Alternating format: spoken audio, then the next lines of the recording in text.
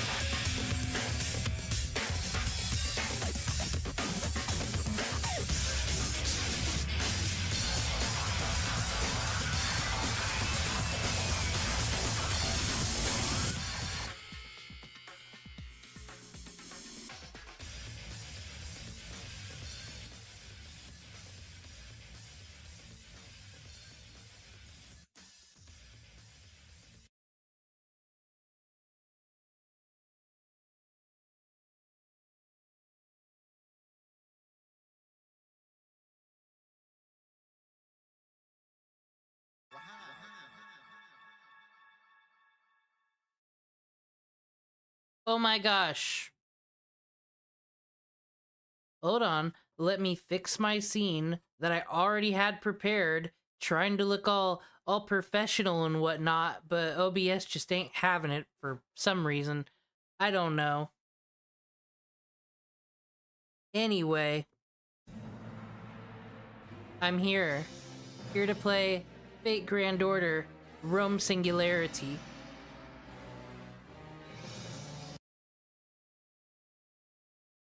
I'm just so gosh dang excited. I I was not a fan of that Nero. Never was. Said, what is that palette swap over there? Red Saber, get out of here. No one wants any of that. And then I watched Fate Last Encore, and I said, this is the worst piece of crap anime I've ever seen. How is it more convoluted than normal Fate? And then I watched an Otaku Daikun video that explained the plot of Fate Extra, not Grand Order. Grand Order's good. Fate Extra. And then it was the best anime ever, and Nero is pretty good. We can't get Nero though, apparently. Apparently she's story locked. What is that about? But most importantly, since we beat another singularity, we get a roll. We get a roll on a banner. Dude, and look at all this. Look at all this they give me just for existing. Blaze of wisdoms, golden fruits, more wisdoms, rich. I think there's a servant in there. Look, I think I'm gonna be rolling more than once and summon tickets. Oh, dude, it is Christmas in Fate Grand Order. Checking my levels here. Should be good. I am Servant Kiyomi. Do I not look like a berserker to you? No, you don't. It's nice to meet you, my master.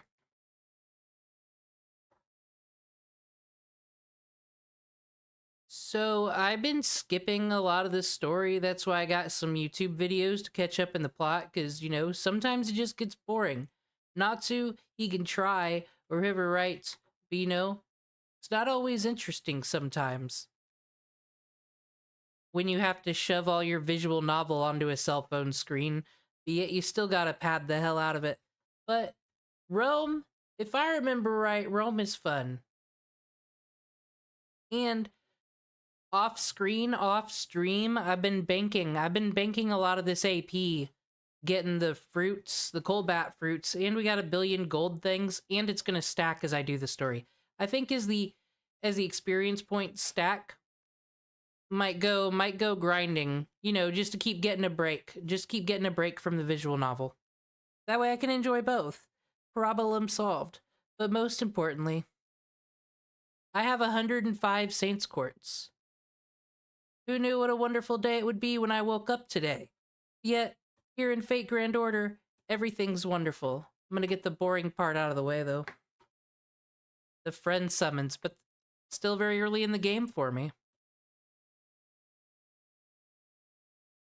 So every free 10 summon I can get, I'm gonna take it, because, you know, it's a good way to get a lot of these 3-star servants that'll help me out. To recap my journey so far, Joan of Arc was my guaranteed 5-star that I have. And I think she's pretty much just gonna go on this whole journey with us. Now, Arash there? Like, he's super important, isn't he? Like, people use his noble phantasm and do some crazy things? Is that his gimmick? Trying to fix something here. Alright.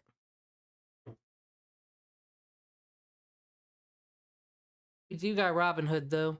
But, no, I need to start using him, because that's what everybody uses this guy, right? I need to be like everybody. I need to get good. Dude, I got 22,000 more friend points. Let's go. Because my craft essences suck, too. So once the boring part's out of the way, though, I'm gonna be real. Since we can't have Nero, we probably can't get all the Romans we want for our adventure. This person's not from Rome. I don't know where they're from.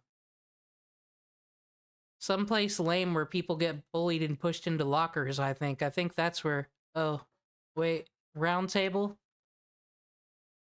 You're probably the person Lancelot pushed in a locker. That's probably who that is. Anyway, I'm rolling. Yeah, wave 1 suicide bomb, that's what I need. I've been informed. I don't know if it was you or not, but I've been informed by the people. The goal is to, like, destroy the first wave as soon as possible and move on with your life. I thought you were supposed to, like, milk them and get all the noble phantasm juice out of them. Suck it out of their teats. But I was wrong. But this wonderful Saint Quartz. I keep delaying the great news. Ruler Artoria. That's the banner I'm rolling on. Because, well, I gotta save. You know, because Jolter banner in June, like you said. I gotta save in my real game. But here in Stream Fun Times, I want Ruler Artoria. And we got the most Saint Quartz right now. But justification. There's a lot of good craft essences on that banner. And like I said, I do not have the best ones right now. Charlotte Corday kind of sucks. Like, she looks cool. I like her. She's kind of like evil. She's kind of like evil Taya from Yu-Gi-Oh, really. Because this is like that Yu-Gi-Oh card, the stupid happy fairy thing. Except for Taya wants to kill you. That's what's happening here. But all the servants are friends. I heard you shouldn't just throw them away and burn them and leave them unused. They're all heroic spirits. We might be bringing Caligula with us, because I still think it's fun to make story-related parties.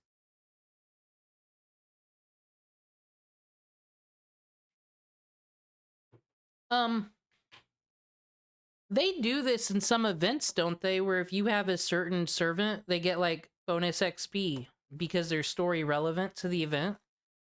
Do they not do that more with the actual plot? Like, I think that's cool. I bring all my Rome servants to do the Rome singularity. It'd be cool if they got a little bonus. Or some of the servants that show up there, because, you know, it's not all Romans. I don't know about Spartacus, though. Especially don't know. Dude, no. I kind of like Edward Teach now. My goodness, what a coincidence. Blackbeard has come to see you. Hi, Edward. Green is the enemy. I kind of like him because of Grand Order Carnival Phantasm, whatever, where he, like, leads the low star servants union. He would be the perfect representative for that. Who is Regent? I don't know your hot new terminology.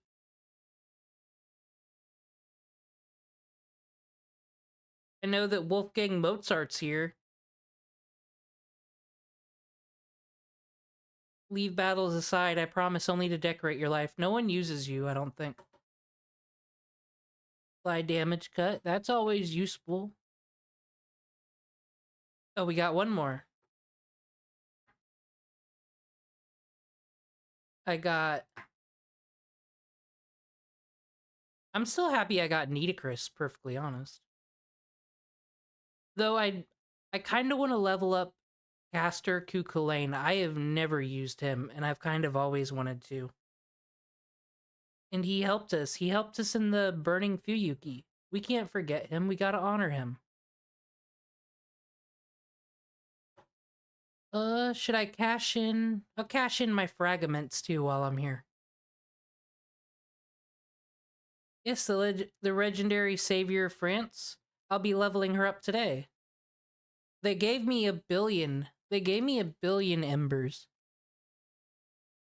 Alright, do I... Exchange St. Quartz fragments. That's 13. That's not going to get me an extra roll, but this should be enough. Hopefully get something good. Am I going to get Ruler Artoria? I don't know. Hope's a cool thing.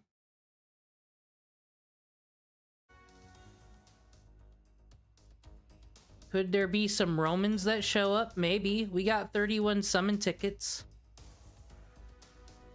But I've been thinking I'm not going to use the summon tickets. I think I'm going to save those for like an event for when I don't want to... when we want to be little cheaters. Because I think for the challenge here, I'm going to only roll after a singularity. But let's say a cool event happens in the middle of me doing a singularity. That's when I'll use the summon tickets. Who's your roll for assassin?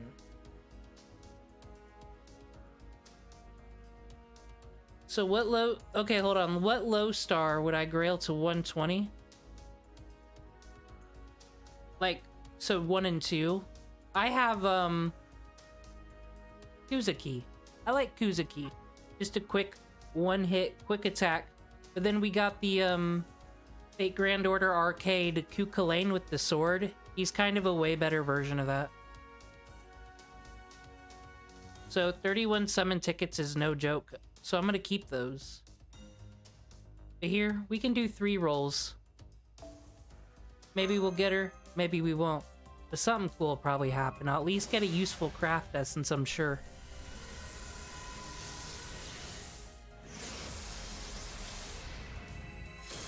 Kukulane? Woo, Hector!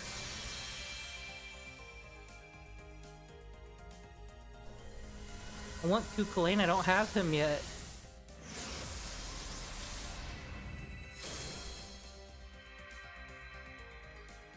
Geronimo! Who uses him?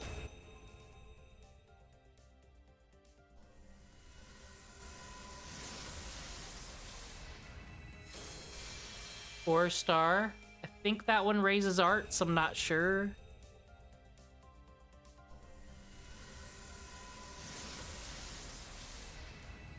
That's the tofu that Kodamine was eating. It was hot. Hector should go eat that fucking tofu, you know what I mean? No, no one knows what I mean. It's a weird gacha language. A weird gacha humor that's appearing in my brain. It shouldn't be in there taking space, though.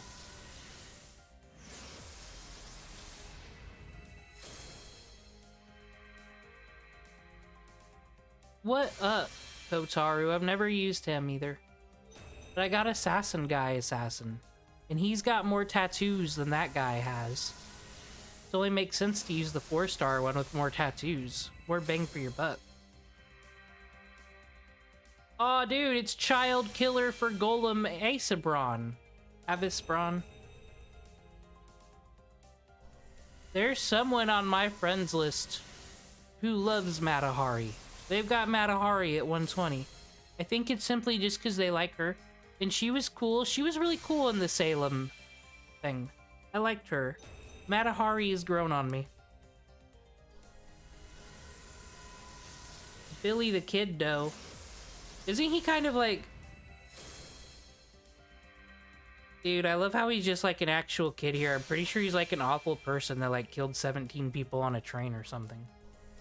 But it's America. We love our criminals.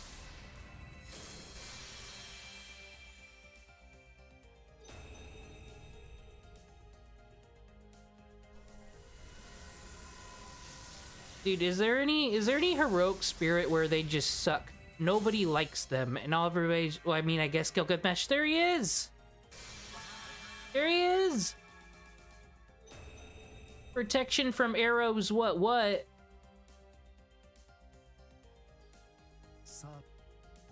So how do you all decide the difference between a level 90 and a level 120? Is it 120 that's like, pure waifu, I love this character, and then like 90 is, I like this character in the game and their skills and whatnot? Is that how it works?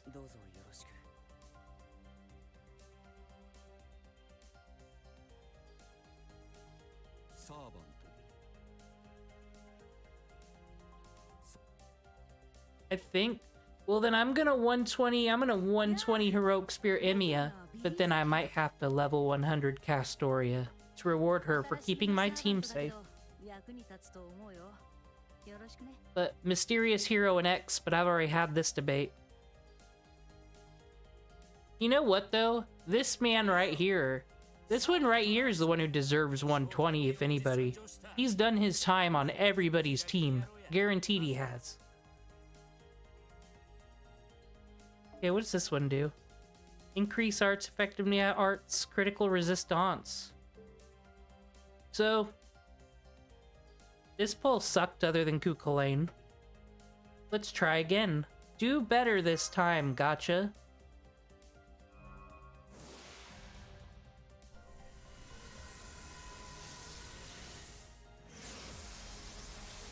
Ruler?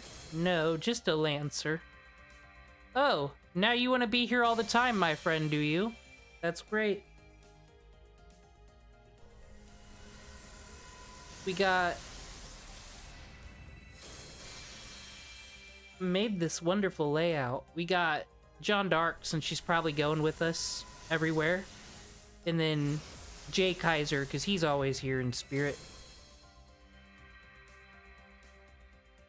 Fergus! What are we gonna do with Fergus? How does he even lift that?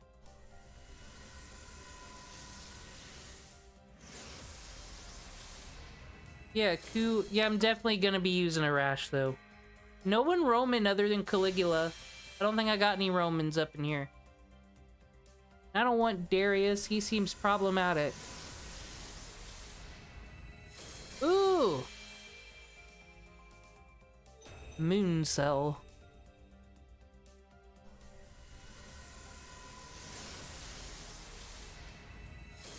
I really like a lot of the art on the craft essences. I like how... said I'm pretty sure there are a lot of different artists, so you get a lot of different styles. A lot of different kind of versions of some cool scenes. That one's helpful.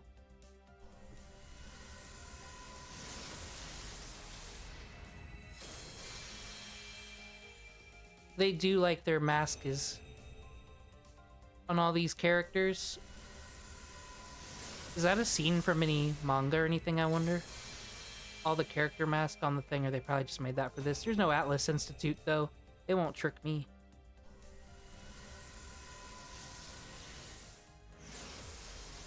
No sparkles. Hey, another noble phantasm for her, though. That's pretty cool.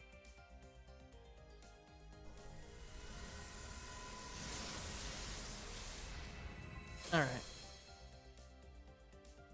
What's up, Fergus? You got something to say? Saber-class servant? Fergus Macroy. Let's see, is Kukulane here? He is! He was in the same role as you. He's right there! Alright, this one was pretty good. Critical strength. Yeah, we can generate some stars. Hey, 6C stars a turn. That is pretty friggin' good. And Noble Phantasm increase. We get 2 things for the price of 1. That is going on the team. Alright. 1 more roll. You gonna show up, ruler? At least we already have a ruler, but you know.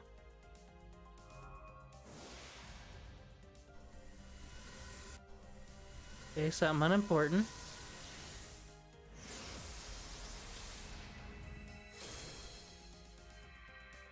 I just said you're too problematic to be here, Darius.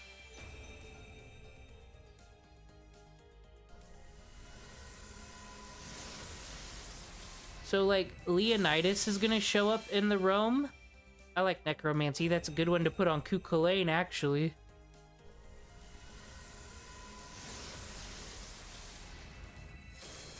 All I saw as that spun really quick was a clown, and I was mad. But it is just a cute craft essence, that's fine.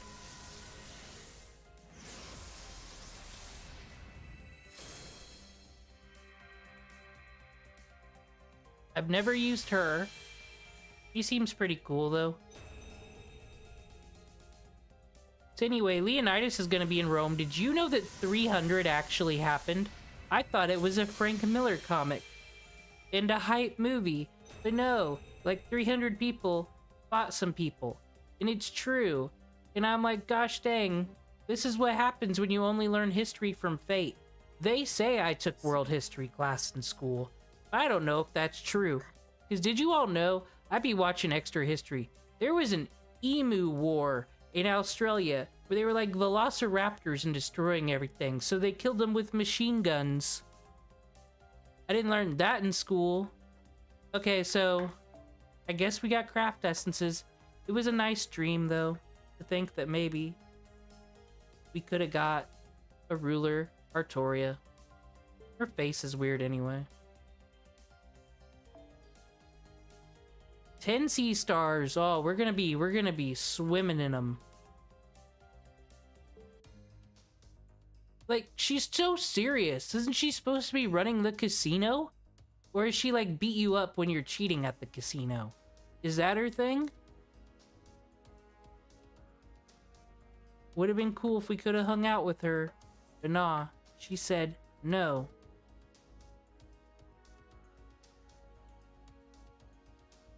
Alright, so now I gotta think, who am I taking to Rome? Who is gonna get leveled up? Who are gonna be the number ones? And as per usual, I like to use this to figure it out. Not party setup, I'll mess with that later.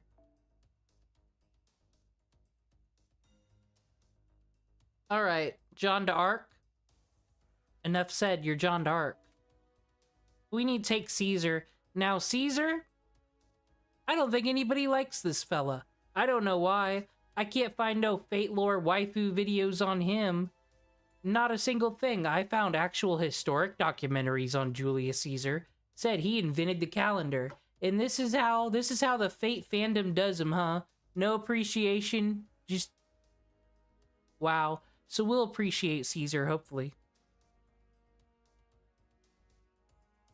Archer, we were using Gil Jr. But we need to come into the 21st century here. The Rash.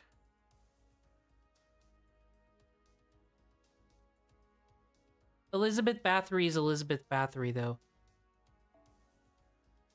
So I will level... but if I can't level her up anymore, because I probably can't max level these people, I don't have the Ascension things for it. It's the beginning of the game. Cuchulainn will get all the level ups after her. We won't forget about Elizabeth Bathory. So we'll put him here. Writer. No one plot specific here, so Medusa it is. When Nitocris gets over leveled, it'll be Caster Cuchulainn. As I said, I've always wanted to use him. No one here is Roman at all. So Caligula it is. Hi, Caligula.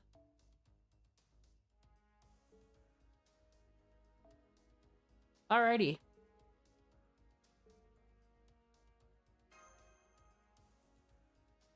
Well, that's okay. It just turned it back because I clicked wrong. But here's the nice thing. Much like last time, when I do all this dumb, boring crap, there's gonna be a lot of embers, a lot of leveling. I've got my favorite cringe YouTuber, Otaku Daikun, to recap the plot for me. Everything that I skipped in France, my boy Otaku Daikun will be able to tell us, I am sure.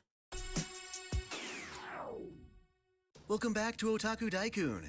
This is part 2 of my lore of Fate Grand Order, where we'll be covering all the lore surrounding the game's first singularity, or... On my personal game, I got Tiamat, and I'm pretty cool with Tiamat, but yeah, Draco is pretty OP, not gonna lie. The nice thing about Draco is all you can roll for her, and then I'll use your support servants, and then it's like I have Draco. That's how support servants work, we know this. Orleans. This isn't going to be simply a summary of events, though you can certainly use it to refresh your memory. I'll be explaining the singularity from an overview perspective, stripping it of the suspense and dramatic pacing, so we can get straight into the facts. It's my personal way of explaining events as I understand them. I'll mention servants and their lore as it's relevant, but for more depth, be sure to check out their individual... Oh wait, Cuchulainn can take a break. Romulus. Romulus is a Roman word for something, I am sure. Therefore, he is Roman, so he is the Lancer. History here at the Fate Grand Order stream podcast thing. servant videos, which I've put in the comments below. Without further ado, let's dive in. As we left off from part 1, the demon god amalgamation Getia wants to recreate the universe to fix humanity's flaws. He's gonna zip back in time to the origin of the universe, but to do that he needs fuel. And he's decided to get that fuel by incinerating all of humanity over the past 3,000 years. But there's still a chance to stop him. To preserve the incineration, Getia put 7 holy grails into varying points throughout history, drastically altering events so they result in anomalies called singularities. These are the detonation points used to incinerate humanity, and if we can resolve those singularities, we can slowly undo Getia's work. Roman, or rather, Solomon, King of Mages, is our director at Chaldea, and as the last functioning master. Spoilers, Otaku Daikun, my gosh. What if I was one to watch this in order because I skipped all the story, but I want to still be invested? My gosh, you silly content creator, you. Not that big of a deal. It's just very weird just to be throwing that information out in part 2 like that. Master Ritsuka Fujimaru, we venture back in time via ray shift to these singularities as Chaldea detects them. We're not alone, however. We've got Mashu, our beloved Kohai, who's a wonderful demi-servant. Back at HQ, we have Leonardo da Vinci. But why is she a woman? Honestly, Dude, Getia be like Frieza. He just, you know, he could just have gotten strong as Goku all the time. He just needed to train. He just never trained before. He just happened to train while we were doing the last singularity. because she wants to be. In short, Da Vinci wanted to be beautiful and found that beauty in Mona Lisa, his most famous work of art. When being summoned as a servant, Da Vinci chose to manifest in a body greatly resembling Mona Lisa. This shows that just because the Throne of Heroes records someone a certain way, there are still methods of manipulating the summoning to get different aspects of a given hero. This logic holds true for a lot of Orleans.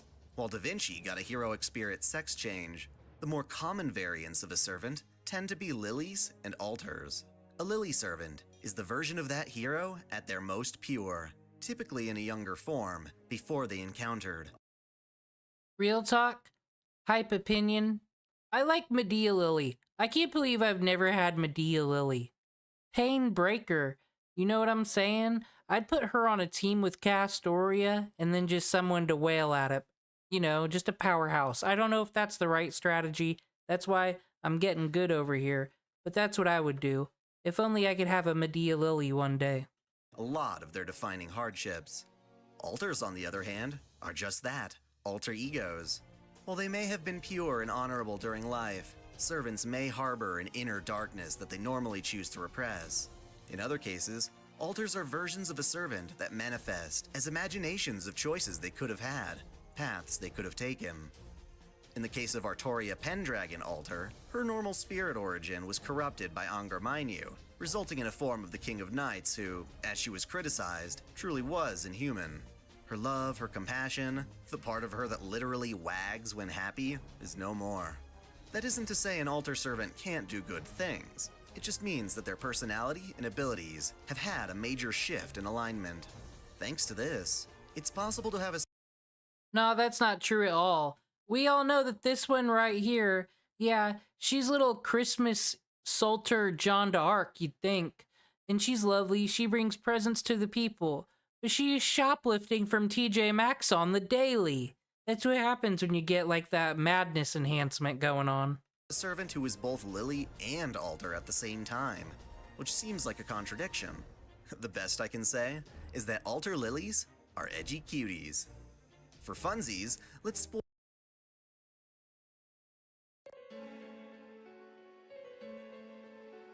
Been over this, Otaku Daikun. You calm down with that language. Spoil Roman's fascination with the idol, Magi Mari. He doesn't realize his idol is actually Merlin, the dick wizard.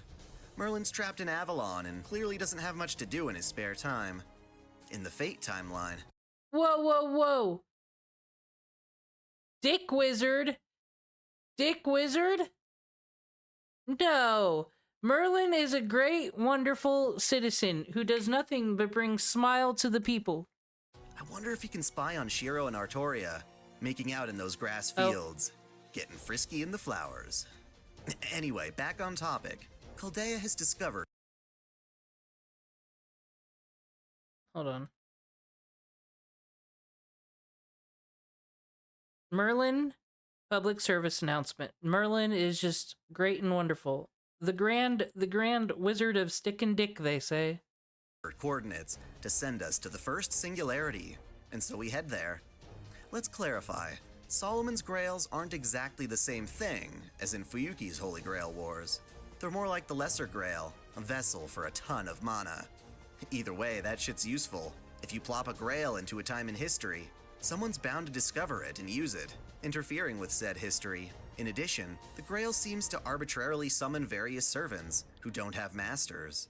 This could be considered to be part of the counterforce's involvement to restore the singularities, but it doesn't always seem to help. On top of that, Chaldea's summoning system is more versatile than Fuyuki's. A master can not only summon multiple servants, but even restore their own command spells. Technically, if a servant dies, you can summon them again. It's weird, but fun. Needless to say, it means singularity. Fate Grand Order is kind of like the fucking Pokemon. Well, I was thinking about this. Why do I like Fate? This Gooner game. But you know what else I really liked? And I don't like anime that much. I don't go out of my way to watch much anime. I love Digimon. Digimon was the greatest. And I was thinking, oh, it's not that different. Every person has like their servant that their personalities mash, and it always makes a great story. But like, unlike Digimon, sometimes you can get a shitty partner and then you can just eat them and steal their soul. And then you can be a better partner to someone else. It's the better adult version of Digimon, really. Everyone should be a Fate fan. Support Aniplex today. Singularities fill up fast with all sorts of servants. For Orleans, there's one major highlight, and that's Jeanne d'Arc. When France and England were nearing the end of their 100 Years' War, Jeanne was a mere country girl who believed she heard the voice of God, his lamenting. She interpreted this as a sign that she should join the army and protect France from England. It's commonly believed that she wasn't actually hearing God's voice, but that of the world itself. Either way, she suited up and joined in the battle, eventually becoming a successful leader. She took back the occupied city of Orleans, but was ultimately captured by English forces, who not only wanted her out of battle, but also wanted to discredit her as an emissary of God. The English church forced her into a trial, attempting to get her to admit she was wrong about the voice of God. Hey, based gamers, when it says super great times 2, am I dumb to just like use all 20 cards? Shouldn't I use like half and hope that I get, oh man, amazing luck, we times it by 2? I'm probably doing this wrong. Arash probably didn't deserve all those, but you know, look at that face. He's saying, oh, thank you for choosing me. So I had to reward him. Probably won't fill up all the cards now. Super and great success rate times 2 for 6 days. Gotta get working and gather my ember for the next 6 days. Oh my gosh. Spend money on Aniplex today. The biased court declared her guilty of blasphemy and had her burned at the stake. The French king, Charles VII, had a chance to rescue her by paying ransom, but never did so. Instead, Jeanne was betrayed by those she tried to save, but she refused to regret her actions. While cruel, she accepted her end as a part of God's plan. After the war had ended, Jeanne was later declared a saint, but the story doesn't end there. Gilles de Rais, Jeanne's most trusted and loyal knight, was horrified by Jeanne's death. His religious faith fell apart, believing that no god would have allowed her to suffer so. In an attempt He really was the #1 simp. to force God's hand, Gilles turned to practicing black magic while raping and murdering hundreds of children. He wanted God to punish him so he could believe God was real, but in the end that never happened. Instead, Gilles was So is what they going for Julius Caesar? Is he basically the Eric Cartman of servants? What is this? He told me not to put him in the front lines. Dude, we're going to Rome. Last time you were there, you got like stabbed 9 times in the back. I don't see why you're not hype, my dude. executed for his crimes, not for justice, but because greedy people coveted his lavish estate. You heard the R word in Minecraft. Otaku Daikun would never be saying such horrible demonetizing words, thank you. He is an anime legend boy. That's how things originally played out, but in the singularity, things have gotten out of hand. Just 3 days after Jean's burning, the corrupted Gilles de Rais gets his bony mitts on Solomon's Grail and uses it to grant his wish for Jeanne d'Arc to live once more. The result is everyone's favorite edgy virgin, Jeanne d'Arc Alter, or Jalter for short. Her main defining trait as an altar servant is that, unlike her pure self, Jalter does regret her military campaign and does hold resentment for her captors and murderers. Jalter confronts her killers with a craving for some papal flambé, determined to massacre France, saving it in her own way by turning all of its citizens into undead. Big oof. To assist in this endeavor, she uses Gilles' Grail to summon a small army of servants, whom she manipulates by inflicting madness enhancement upon them. Basically, she makes her minions. I need to start saying that. Terrorist attack, what a big oof. Oh gosh, terrorist attack in Minecraft. Everyone's breaking the rules today. This is why we need servants. We need servants to fight our wars for us, and we'll be allowed to say whatever words we want. Or we can summon servants to say the demonetizable words on YouTube, and then our favorite content creators will still be monetized. We just need to make a grail, and we need some homunculus clones. That's why they've been making the dire wolves, you see. We'll get this working. Have berserker features, regardless of their actual class. Those servants are Chevalier. Okay, Julius Caesar, I spoke to your defense, but you are not worth 15 hero proof, so I hope you enjoy level 40. That's as far as you're getting, my dude. Deon, Vlad III, Atalante, Carmilla, and Saint Martha. Let's start with Deon, The goon the Knight squad of the over White there. Lily. First thing that comes to mind might be the servant's sex or gender. It is said that Deon was viewed as both a man and a woman. Despite dressing in formally men's attire, their beautiful androgyny is often perceived as that of a woman. In life, Deon was presented as both man and woman. In life, this servant is garbage because their noble phantasm sucks and they don't hit that hard. And it's one of the worst. If you only get 1 4-star on your first roll, rip you if you get this one. And also identified as both, so as far as we're concerned, the distinction becomes relatively insignificant. Even though Deon's genitalia was confirmed male after death, doctors also noted female genetic characteristics. In terms of heroic spirit, the rumors manifest in an ideal androgyny. Regardless, they were a French soldier and writer during the 18th and 19th centuries, serving as a spy and dragoon captain. They served Marie Antoinette, the Queen of Lilies, who we'll come back to. Next we have Vlad III, a Wallachian prince famous for defending his land against the Ottoman Turks. His methods were seen as horrifically cruel, labeling him Vlad the... Why wasn't that in this game? Where if you're playing a servant that's from that land, shouldn't you get an advantage? That's what Fate Apocrypha, which was supposed to be a video game, taught us. That, like, Vlad III was, like, indestructible in Romania because that's where he was king. I should be rewarded for my storytelling party making. I'm kidding, I'll never speak of that again. Anaplex, give them your money. The Impaler, for scaring his enemies by displaying their soldiers impaled on large stakes. While he was seen as a hero by his country, others began to associate him with the fictional character of Count Dracula. In Apocrypha, Vlad is adamant to clear his reputation, to deny being a vampire. But under the effects of madness enhancement, he's less focused on the task here. Atalante was an Arcadian princess, abandoned by her father who sought a male heir. She was blessed by the protection of the Greek goddess Artemis, and raised in the wild to become an excellent archer and hunter. Her beauty and fame prompted her father to accept her and force her into marriage. She nearly beats her suitor in a foot race, but is unfairly tempted by the allure of golden apples. While doing like they do on the Discovery Channel, in a sacred space moreover, she and her husband are turned into animals. As a servant, all she really wants. So many people, I could say, on the internet would not find this a curse, would not find this a tragedy at all.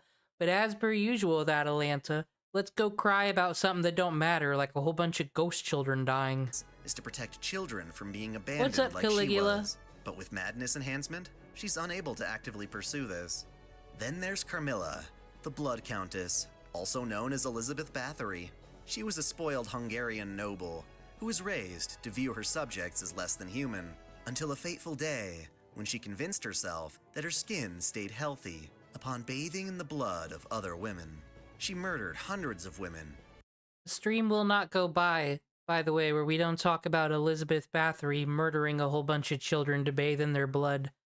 Fate's favorite character, and we all love her. In an attempt to preserve her youth and beauty, before ultimately being condemned to isolation, dying in a sealed-off prison cell. Her older aspect, Carmilla, has fully become a monster, enjoying murder and torment, making her a perfect fit for Jalter's twisted ambitions. Last, we have Saint Martha, the Dragon Rider, a first-century Catholic saint who was exiled from Rome following Jesus' crucifixion. She is most famous for encountering the Did the JC get a mention in a Fate lore? I didn't think it was possible. turtle-like monster, Tarask, child of Leviathan, and rendering it submissive to her. She was no doubt saintly, leaving people to believe she suppressed Tarask through her prayer and training as the Messiah's follower, but she tends to reveal a more stoic, determined side that suggests force may have been involved. Either way, unlike the other servants Jalter summons, Martha tries to resist the madness enhancement as best she can. With her team assembled, John Alter dispatches her servants to wreak havoc on the land, she herself proceeding to murder King Charles VII, preventing the signing of a peace treaty that would have ended the war. If there is a Jesus servant, I will read the whole Bible, and then I'll get back to the rest of the Natsuverse. I will read the whole thing if they put Jesus in Fate Grand Order. All of France begins to fear the wrath of the Dark Witch. Here's where Ritska and Mashu come in. Almost immediately after arriving, they encounter French soldiers who are on edge and nervously attack them. Following the soldiers after they make peace leads them to a chance encounter with, well, I'll be damned, the class Dark as a ruler servant. It turns out Jeanne was summoned as one of the masterless servants. And because this isn't a Holy Grail war, her unique abilities as a ruler are gone. Either way, she's been hearing all about this Dark Witch and decides to join Ritska and Mashu since their goals match each other. They travel together, searching for intel before being ambushed by waves of Jalter's servants. They're about to be defeated when they're saved by two more wandering servants, Marie Antoinette and Wolfgang Amadeus Mozart. As I said earlier, Marie was the Queen of France, particularly during the 18th century. In short, she was a caring queen whose noble rule was absolute, garnering her both love and hate during the French Revolution, a time when France's monarchy restructured into a republic. This resulted in Marie being tried as a criminal of the state, ultimately sent to be executed. As a servant, she merely wishes to continue bringing happiness to her people, not wanting to erase her cruel execution. Mozart is, well, Mozart, one of history's most famous musicians. He was a musical prodigy with progressive tastes and amazing talent for being able to replay songs after only a first hearing. As a young boy, This is Fate music he's playing in the background. Does anybody know what this is from? I feel like people always play it when they're like recapping Fate Extra or something, so it must be from Fate Extra. But I don't know if it's from the anime or the actual game. he met with Marie Antoinette and proposed to her. He was a rather spontaneous playboy. When he composed, he was satisfied with his first Not instincts, happening for you, not Caligula. needing That's to as far revise as you're or correct making his it. works. Who else? His success drew the ire of other musicians, most prominently Antonio Salieri, who surprisingly is also a heroic spirit We later don't need to on level past the everybody Solomon up. arc. We'll get Small world. give Ryder a bit more Because love. Mozart took over Salieri's position as Kapellmeister, rumors began spreading that Salieri was somehow responsible for Mozart's death from illness and exhaustion. Many works of fiction tell of how Salieri anonymously haunted France Mozart, invented amplifying eating his the guilt rich, over the death technically. of his father, They all got urging the him to guillotines compose out. his father's requiem. In Fate, however, these are merely baseless accusations. Following Mozart's death, Salieri actually went on to tutor Mozart's son and protege. Another fun twist for Fate is that Mozart practiced magecraft, having ties to the association, making him fit to be a caster-class servant. The two wind up joining Ritska's growing party, and at night, they are visited by Saint Martha. Unable to escape her madness enhancement, Martha yearns to be defeated by Ritska, making her last battle a chance to test the Master's resolve. Before disappearing, She tells them of a dragon slayer, Siegfried, who they'll need to team up with in order to defeat Jalter's dragons.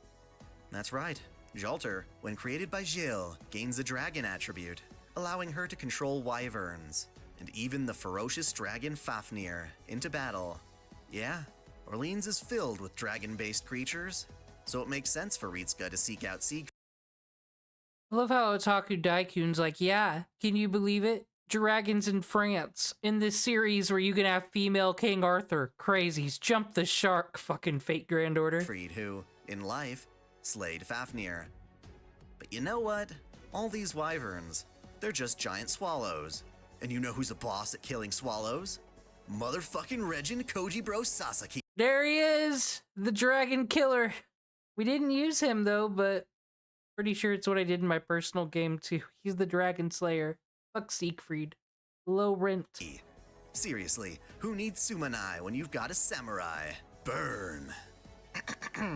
That aside, we really should Now that's a funny name. talk about Siegfried. In life, he was a German national hero, beloved for heroically taking on almost any tasks asked of him, mainly from nobles. Fulfilling the wishes of his people led him to obtain his sword, Balmung, and even slay the dragon Fafnir. By bathing in the dragon's blood, Siegfried became immortal, minus a small spot on his back where a leaf blocked the blood. He kept accepting tasks until his actions sparked a political nightmare, and the easiest way to fix it was to have himself killed. He was a humble guy who wasn't picky with the requests he fulfilled, but because of that, he never wound up helping the peasantry, who were unable to voice their wishes. Thus, he wants to become a hero on his own terms now. Problem is, prior to Ritsuka's arrival, he fought against Jalter's forces and got cursed in the process, weakening him in future battles. While Ritsuka investigates the city of Lyon, they encounter a new servant, Phantom of the Opera. Sadly, he's one of Jalter's minions this time. Oh, wait, wasn't Phantom of the Opera a musical? Yeah, one that was based on a 19th century novel. In its story, Phantom became charmed by a wonderfully pure actress. He guided her to becoming a diva, but because his love was one-sided, he turned to committing serial murders. Clearly an assassin servant. In a similar case to Kojiro Sasaki, it's assumed the Phantom of the Opera was fictional. For the Phantom, however, it's likely the novel was based on a real person, who may or may not have committed the same crimes. Either way, this real-life person, as an anti-heroic servant, gains the abilities of the fictional Phantom. Ritsuka drives him off and finds Siegfried, who proceeds to scare off Jalter's dragons, but asserts he cannot be of much help until his curse is removed. That's fine enough. Thus, the party now has to track down another living saint who can possibly remove Siegfried's curse. Along the way, they encounter French forces, led by Gilles de Rais's younger saber form, fighting against more wyverns, as well as two newer servants who serve Jalter, Lancelot and Charles Henry Sanson. Lancelot's in his berserker armor from Fate Zero, barely able to speak cohesively. He was a knight of the Round Table who betrayed his king by having an affair with Arthur's wife Guinevere. He blames himself for the subsequent downfall of King Arthur, mentally tortured by Arthur's forgiveness. Well, Merlin, why didn't you get her a better wife then? It's gonna cause such drama that basically led to the end of fucking Camelot. Turned into an unpredictable berserker servant who takes his rage out on both friend and foe. Sanson, on the other hand, was a French executioner in Paris. He loved the king and queen, but during the French Revolution, he had a lot of work to do, conducting so many executions. Sadly, the revolution ended with the decline of nobility, and Sanson had to be the one to raise the guillotine on his king and queen, Louis and Marie Antoinette. He's a bit delusional as a servant helping Jalter, believing it to be his fate to execute Marie once more. Marie has to defeat him every so often throughout the Singularity. In their search for a saint, Jean finds Saint George, aka Georgios, who is busy protecting a town. If they're to gain his help, they Like, I just don't know why you would want to level up Georgios and do the whole Siegfried thing. Like, Kojiro, though. And he's always free. Who does not have Kojiro? must first help him evacuate the citizens. Jean and Marie fight alongside him, but shit gets real when Jalter arrives with enforcements. Marie stays behind so have that another Jean slot? and George can escape, facing both Sanson and Jalter on her own. Tragically, she And get all this perishes in the crap fight cleaned against up. Jalter, even after using Taking her up too noble much room. phantasm, Crystal Palace, which ranks her up in combat. In that same town, they encounter two friendlies, Elizabeth Bathory and Kiyohime. I've already told of Liz in relation to Carmilla. Liz is the younger, more naive version, who, unlike her murderous older self, wants to redeem herself. Kiyohime was written of in Japanese folklore as a young girl who hosted a traveling monk in need of lodging. She immediately fell in love with the monk, Anshin, and offered herself to him during the night, only to be rejected. Pressured from her persistence, Anshin falsely promised to see her again. When he broke that promise, Kiyohime went, well, berserk, transforming into a rampaging dragon who burned him in his temple to ash. Anshin tried to hide in a large bell, only to die when it melted from her flames. In short, she's crazy. Liz and Kiyohime are feuding against each other at first, but quickly ally themselves with Ritsuka. In particular, Kiyohime sees Ritsuka as the second coming of her beloved Anshin, and is eerily obsessed with. I just don't know what the perfect craft essence for Homegirl Mash here is. I mean, defending is her thing. No, defense debuff resist, sure. I don't want her to have... She doesn't get too cool of a craft essence. She's... Cost 0, please. With them. Better not lie to her, or you're dead. So what's the deal with Georgios? Well, he's a Catholic saint and brave knight, described in the Golden Legend and the Seven Champions of Christendom. He came upon a village that was suffering under a dragon, making sacrifices to keep it at bay. Georgios stepped in and slayed the dragon with a spear, but only after getting the entire country to adopt Christianity. Mass conversion. He's actually kinda boss. He was raised by a witch who kidnapped him and 6 other saints. Eventually, he figured out she was evil, duh, and vanquished her to a cave, rescuing the other saints in the process. When he went to Egypt, he found another community sacrificing their maidens to a dragon. Seriously, that's insane. Luckily, he got a sword from the witch, I give John d'Arc the critical raising craft essence, and Julius Caesar here on this team can use Quick, which increases C stars. We're all making it happen today. Julius Caesar, I'm gonna make him happen today. Ascalon, and used it to shank the dragon. It's all downhill from here, really. Jean and Georgios are able to cure the curse on Siegfried, giving him the power to slay Fafnir and weaken Jalter's forces. This gives Ritsuka's party the chance to invade Orleans and confront Jalter in a final battle. Jean prevails over her dark self, only to discover the true villain was Castor Gilles all along. All the Singularity's allied servants stomp his creepy ass and recover the Grail. Despite the evil person he became, Jean still feels confident they'll fight together again, which is true if you actually keep Saber Gilles around. I just find him too uncanny to give him the pleasure of redemption. Plus, he invades my gacha too much. When we resolve a singularity, the summoned servants vanish, but the timeline goes on its own, no longer contradicting human history. Ritsuka and Mashu ray-shift back to Chaldea, where they can enjoy a nice, refreshing shower. Congratulations! We are now one singularity closer to defeating Getia and preventing. Is increasing... Why is this a cost 1? That doesn't seem awful. Increase your NP gain by 15% when damaged. You're always damaged, but 15% is kind of a good hunk. That seems pretty good. Maybe I'm wrong, but... Humanity's incineration. Look forward to part 3, where we'll cover the second singularity, Septem, where you'll get more than you can possibly fathom. Aw, it's a time. Thank you, Taku Daikun. So, dragons happened, and everyone was cool with one another. It was a great time. I believe I've got enough prep done. It's time to go. Time for France. Not France, Rome. Umu. Okay, you guys are cool. I'll build my parties as I go. I need to remember to do that. Instead of editing the same one, you just fill all the other slots, and you can just easily turn depending on what the battle is. Time efficiency in your gacha, because every minute you're not grinding for more Saints Courts, you should be grinding for more Saints Courts. You shouldn't be messing with your party formation.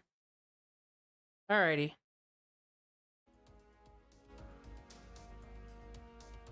Eternal Madness Empire Septum, let's go.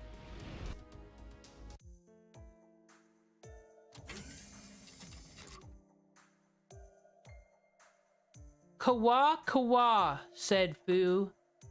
Good morning. Did you sleep well, senpai? I forgot Mash is like Daria. She's like passive aggressive and shit. Yes, like a log. Glad to hear it. I'm happy to know that you got plenty of rest. Foo foo. As you can see, Fu is also fired up. See how it goes foo foo? That's different than usual. We must be going to Rome. I'm sure he's had more than enough sleep and breakfast. We don't know what it'll be like beyond the ray shift. No telling when or how much we can rest. So much is possible. So much is possible. Please get enough sleep. Oh, are you the doctor now, Mash? Dr. Roman? Did Fu eat him or something? Staying up late is prohibited. Did you just turn into Morgana? Is this Persona 5? Don't do this, Mash. And, about that dream. Did you see something? Why? It's not like I saw anything special. It's just Da Vinci says that masters and servants under contract see the same dream. I don't know what it means, but if you don't see one, then there's no problem. Let's go to the command room after breakfast. The doctor's eagerly waiting. Ah, dude, Dr. Roman, what's up? Ah, good morning, everyone. Although by that I mean just you two and everyone's favorite. Oh, morning. The tech department is analyzing the grail you've retrieved as we speak. So now I'm assuming all these grails are like lesser grails. They ain't digging up like a boat-sized fucking greater grail every singularity, are they? That half-asleep genius and myself, please pardon the work crew for not being very reliable. We're already set to ray shift. This time you're headed to 1st century Europe. Specifically, ancient Rome, the great empire that grew from Italy to control the Mediterranean Sea. Ancient Rome, really? That sounds like fun. I sort of want to go too. You've analyzing to do, I believe. Please partake of Roman pleasures some other time. When's Da Vinci ever get the time? She's always inventing shit. Dr. Roman. You gotta give Da Vinci's like 40-hour work weeks. Vacation at least once a year. Oh darn, I don't care which one, but I always wanted to chat with the Roman Emperor. Especially Emperor Caligula, or Nero. I bet we'd have a lot in common. Yes, I feel the same. No, we can't. You also have work to do reviving Chaldea. That's what it's called. It's called Chaldea. We'll nail it this time. Ahem, is that clear, Demon Cringe? Your teleport point is the imperial capital Rome. The name of the Roman Empire's capital is also Rome. It's geographically similar to the last time. The exact location of the supposedly existing Holy Grail is unknown. There may be historical changes as well. Neither can be determined. Sorry, the observation precision seems unstable. Not a problem. Either way, Senpai and I will locate it. Oh, she's getting peppy again. Dr. Roman, steal it from her. Right, that's the spirit. You really are reliable. Also, find the Grail and either obtain or destroy it. I don't care. Humanity's continuation is on your shoulders. I hope you're successful this time, too. And that you come back safely. Yes, we'll make it back to Chaldea. I promise. I'm counting on you, Senpai. I'll need your strength for this mission. I can never read her, Dr. Roman. Leave it to me. Okay. No doubt, servants will be summoned during the 1st century Rome as well.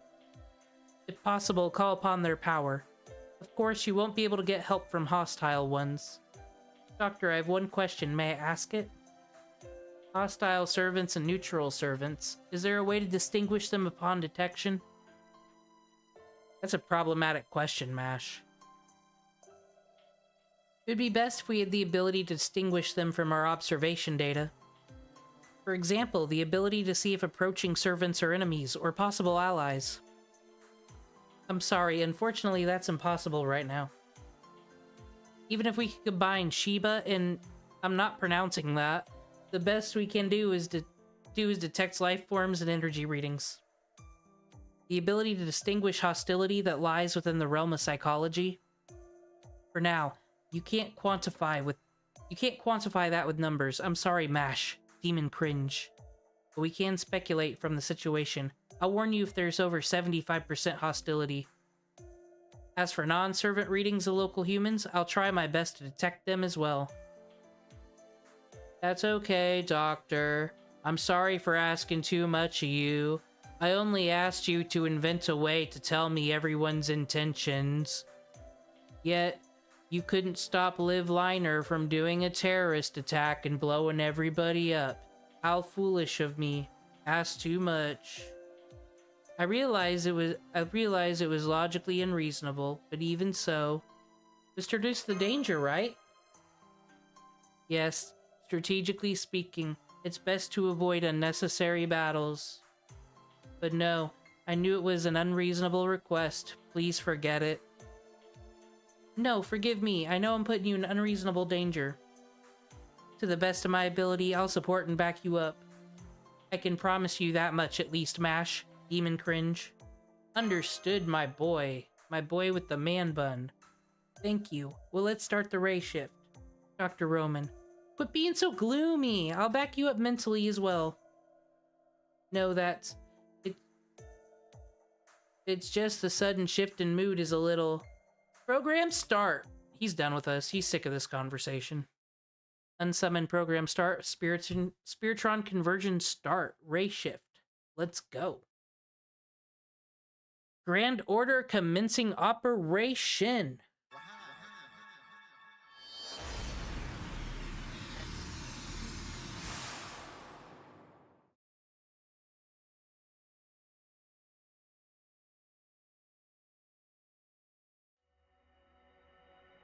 I apologize. I am no voice actor, and I just don't have a read on what I want to do with each character yet. Like I said, I think Mash is just a little gloomy girl in my playthrough right now.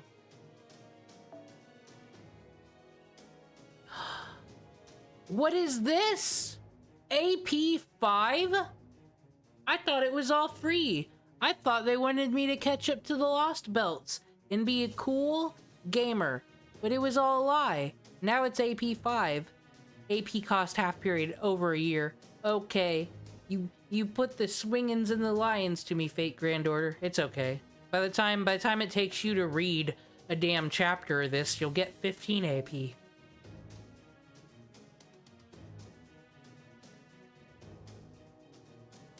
Okay, I got Julius Caesar and... I don't know, someone important. Oh, Arash, so we will take a Lancer. Anyone Roman and cool? I'm sure a Fox Girl at some point fought in a Roman Colosseum. I'm sure that happened. Alright, so you should be here actually. And then you can suicide. I hear you're a suicide boy. You suicide into support servant. That's perfect. And then I'll forget all about this team.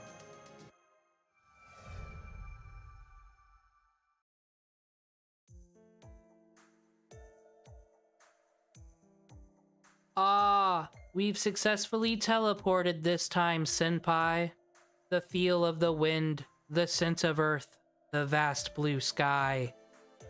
It's strange, I've seen it on film so many times. My favorite movie, the new Snow White movie. It was great, but it's just standing here, and it's so much more vivid than that movie. MASH, like, that's not a good movie. At least watch the 1930s version. The new version looks disgusting. What are you talking about? So ray shifting makes you nervous? Yes, ray shifting makes me nervous, but I don't think my state of mind has anything to do with that. I mean, I feel overwhelmed. In France, it was one shock after another, so now it's like I'm finally able to face this landscape. Foo, cuckoo. Foo. You tagged along again? Can this little rabbit thing stay home? Like, we're gonna get a citation for not having it on a leash, and I'm not paying it in fucking Rome. They, like, use actual gold coins and shit. We cannot afford this. Looks like Fu will be tagging along again. He prefers the outside world to that cramped base. I can agree with that sentiment. Battles can be scary, but it makes me happy to discover new worlds like this. But that is visible in the sky in this era as well, isn't it? That ring of light, it's the same one that was over France. No, I mean it looks the same. Not that I've examined it precisely. I wonder what it could be. It's such a huge... Ring of light, huh? As usual, we can't get a good look at it from here. But it is an intriguing phenomenon. I'll continue to investigate. By the way, is that... Oh, weren't you supposed to be in Rome? Okay, wait, I know. For Dr. Roman. I am bloodlusted right now. I'm Dr. Roman. I have a lot to say. By the way, is that... Oh, weren't you supposed to be in Rome? We're in the hills, sir. But then we got two low energy voices going on here. When's everyone else gonna hang out with us? You're right, senpai. We're in the hills. That's weird. I confirmed it from here as well. That's not the capital. I'm sure that I fixed your teleport position. Ah, looks like that's a suburb of the Roman capital. Was there an error in the coordinates? Is the error correct? The error is correct. Definitely the 1st century where the singularity exists. During that reign of Nero Claudius, 5th Emperor of Rome, that's for certain. I hear that Nero is a problem. I hear they like burning things. Still, this is strange. Why are we so far from the capital? Despite the poisoning of Empress Agrippina Aquafina last year, Nero isn't dangerously declining years yet. Isn't in his. Haha, isn't in his. Oh, Dr. Roman, you're getting set up for lulz. An era where the Emperor is loved and the city of Rome is prosperous. That's what should have been awaiting you. No, Doctor, it's just rolling hills. The lovely hills. All it needs is some sheep to complete it. There must be some reason for this. Do you see anything unusual in its surroundings? Foo-foo. I hear it. What? This is... a battle somewhere? Yes, I think it's the sound of a large battle. It seems to be coming from over the hill. A large battle? A war, maybe? No, impossible. There were no full-scale wars near the Roman capital in that era. That means there's a historical anomaly. That must be it. Always. Let's get to the noise! Bring it! Woo! That's no doubt about it. They're in combat. One side is overwhelmingly larger than the other. The larger force wears regalia of crimson and gold. The small wears the same, but a different design. We didn't want to make art for this, so we're going to describe it and make you read more. Crimson and gold were colors especially liked in ancient Rome and Gryffindor. MASH, anything else that's distinctive? A woman. Several groups of smaller forces being led by young women.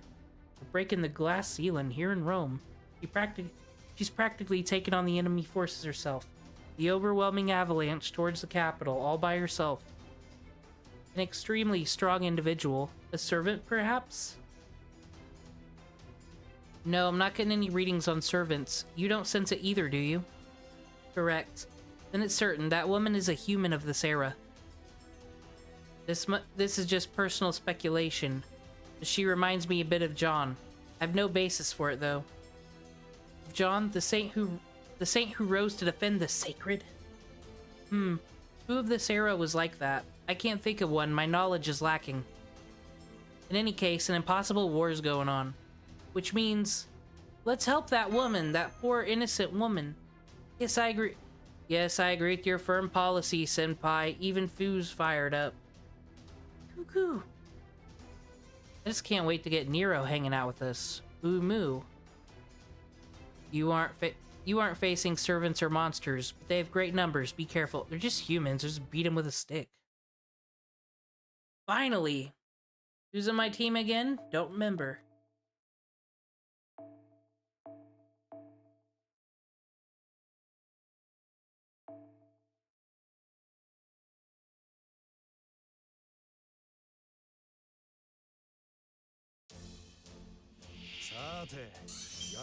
But now, unfortunately, I can't just make Arash a first wave killer because, you know, we gotta work on that noble phantasm. Gotta get a craft essence for that. It's still the beginning of the game. Still the second septum. What are they gonna do to me? Beat me?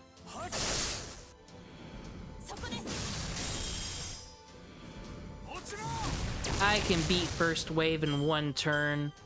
I ain't no scrub, not yet. Give it about 4 more nodes and we'll see.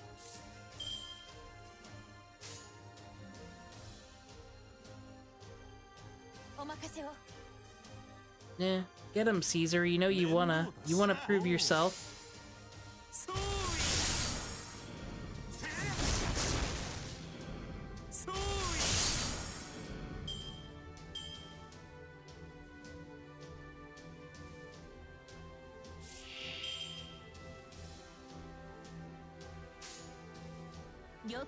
I'm so glad. Once again, just so glad I got John to art for the first time in my life, and they just gave me to her for free.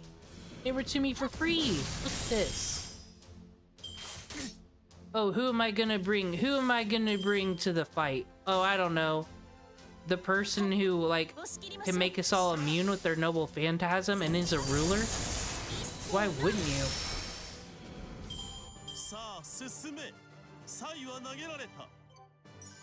Same, Julius Caesar, same. I agree. You need to learn some respect.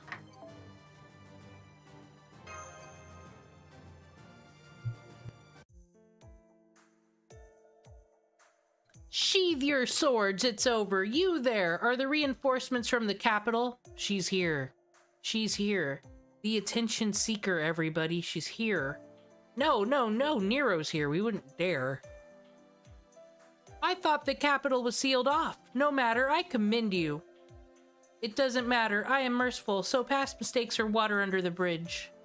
More importantly, I praise the way you fought just now. For a girl to brandish a weapon larger than herself, she's full of compliments. She's just nice. I love her. Moo, I must say, I like you. You showed much something great. Very good. I shall allow you to fight by my side. Revel in the ultimate honor. Aren't you showing a little too much? Are you foreigners? She just called us a whore. I'll go back to the log. What'd you say? What'd you say, Umu? What'd you say? Oh, she said I had beauty. Oh, well, we dress in a strange fashion. Did you see what you wear? Like, I like the red. I don't know what's going down there, though. Reinforcements just passing by. What? Perfect timing. Do you serve Boudica, perhaps? Her moves are beyond shrewd. At any rate, this victory belongs to us. I'll reward you handsomely. Oh, sorry. I just couldn't help myself just now. You'll have to wait for your reward, since I have nothing but this sword at the moment. It'll be all taken care of after we're back in Rome. Now then, follow me. I can't believe they're making me pay 5 AP just to do that. Just to beat up all them people with spears. That's asking too much, Anaplex. I take back what I said. Don't give them your money. Unless they make a new episode of Fate Strange Fake sometime this century. Then you can give them your money. Alrighty. Required level 18. Everyone's 40. We don't even gotta think. We can just dream past all this.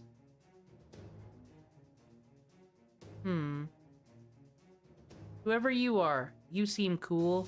Your hair is blonde. Welcome to the team.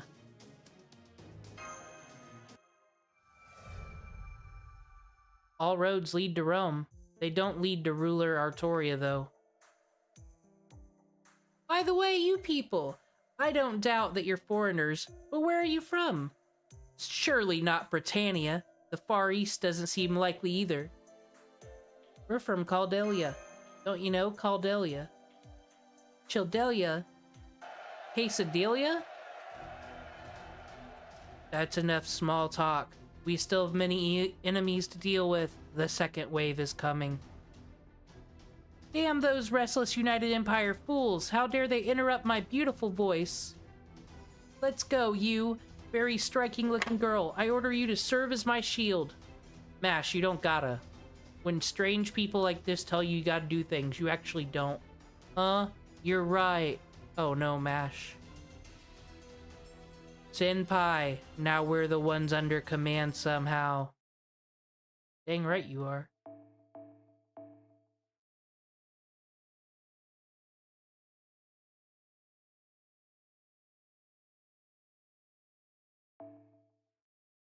Don't mean to be quiet during the loading screens. I just gotta, you know, I read all that. I need a second.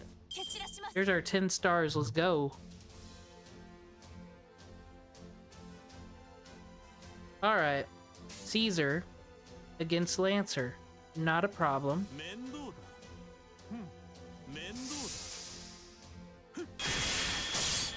You gonna get us any C stars though, Caesar?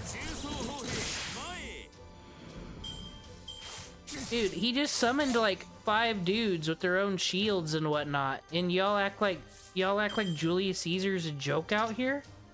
He has it figured out.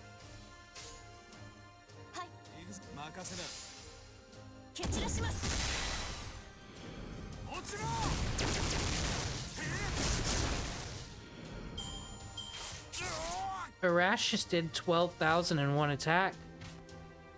I mean, mind you, these are some weaklings, but I'm feeling pretty good.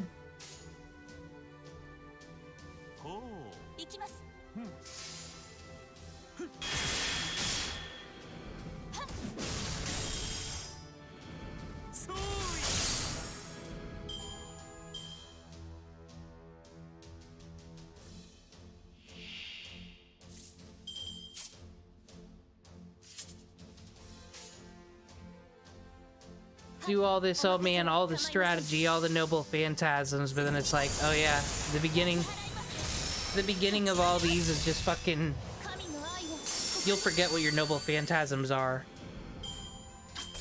This is what the Roman military has. I don't know. Maybe we should beat them all up, Nero. Oh, go for quick whenever you can.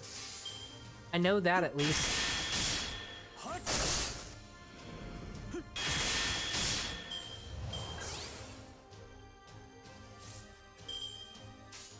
One day, Arash, I'll get to see what Stella's all about. Is that his name? I don't want to call him that. That seems rude. He's just Arash. Like, he's a lovely dude with a lovely face. He's not Arash at all. It's rude. That's what that is. I'll keep throwing the hero proofs at me. I need like 20 million more of those.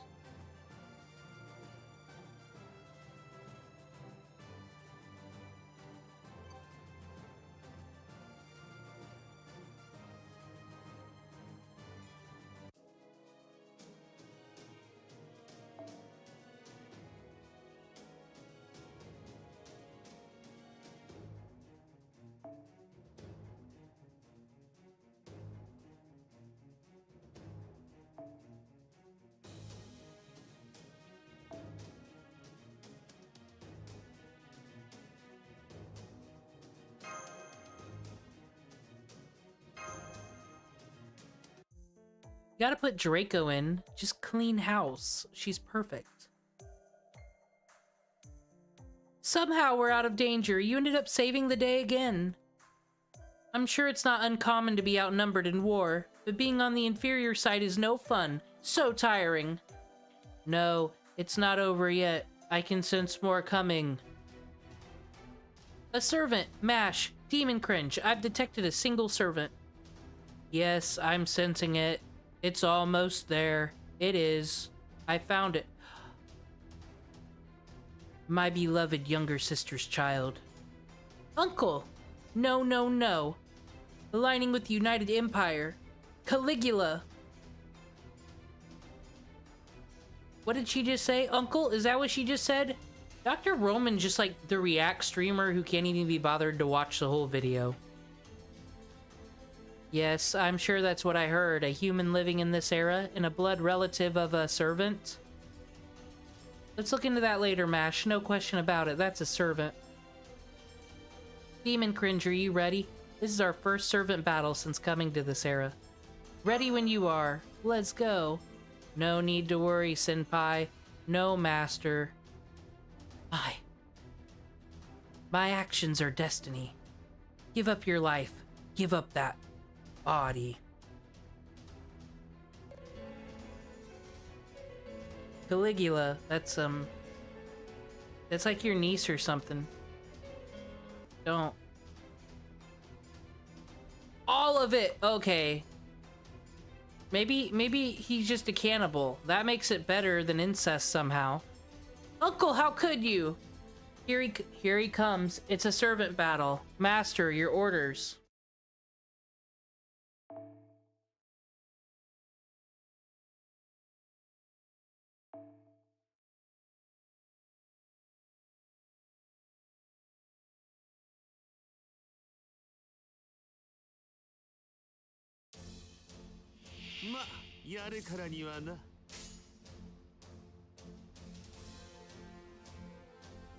So, I have a proposal to make.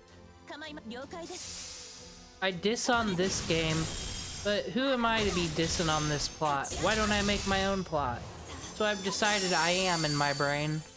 Some fan fiction, but not fan fiction I'll ever write, because I don't do that no more. I've grown as a person. I would like to see a fate plot that takes place in like the future, like Utopia future, like Fate Stay Night has become the Fate Extra. As in like the moon cell, like they don't even need magic anymore. The clock tower and all that, that's old news. They all put their brains in an AI computer and they're all spirits and tracking every day. It's Heaven's Field. They don't even need no Grail for Heaven's Field. They'll just live on the internet. That's everyone's life. It doesn't matter if you're a mage family or not. That's irrelevant. No one's special anymore. Everyone can just do magic with the power of the internet, right? But somebody finds out about this whole Grail War thing. And they say, oh my gosh. Magic is real? No way. I'm gonna make magic real and I'm gonna give myself real magic powers, even though I'm not a mage and no one has magic circuits no more. And they do that by creating a Grail War. But in this Grail War, to celebrate magic, the Millennium of Magic, I guess, will be the special event.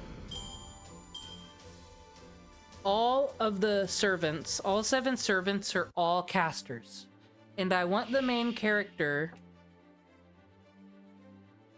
who is not Caligula, to have Castoria.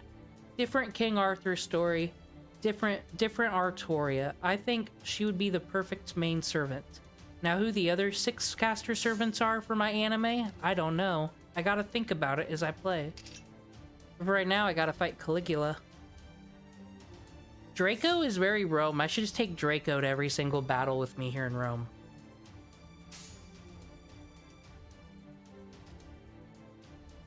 Alright.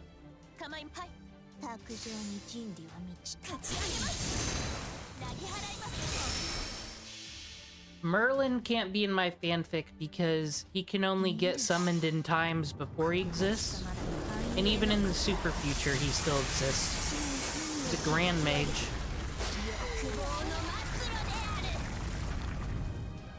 Dude, he's gone. He's gone. I was acting like this is gonna be an epic boss battle. It's over. He checked out.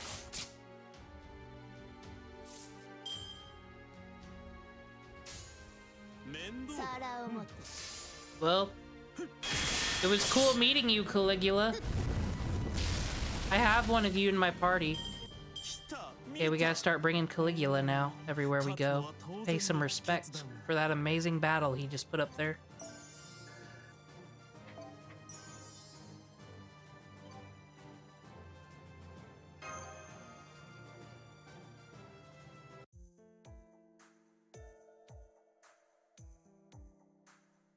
Uh-oh. My beloved younger sister's child. Why won't you give it to me?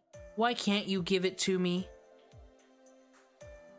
In this game I'm playing on stream, the 5-star I have is John d'Arc. That was the one I got for free. I got like 1 billion of them on my personal account. Some I've leveled, some I don't. I got Anastasia. I don't know how to use her. He's gone! Uncle!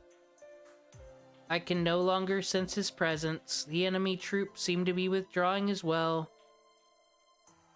My uncle must have been a general of that battalion. I don't think I'd ever see him again. ... Looks like he turned into a spiritual body and left, or fled rather. Good work. Berserker class from the looks of him. If so, it's hard to believe that he'd flee. Could it be that he has a master? Huh? What is it? There's a man around here. Why is she still question mark, question mark, question mark? We know who this is. There's a man around here who can be heard but not seen. From the feel of it, maybe a mage? I'm glad you know of magecraft. Yes, and those two myself are from an organization called Caldelia. That's alright, you two. No, 3 over there. Hey, you interrupted me. I'm not sure about the one with no body. The two you fought marvelously. I praise you again. Before I ask your lineage, I'll offer my own. I am the true protector of Rome. Truly, I am Rome itself. I swear to rebuild the empire. Yes, this I swear to the gods, my ancestor, to myself, and to the people. I am Nero Claudius, 5th Emperor of the Roman Empire. Is it true? Are you surprised? You're surprised.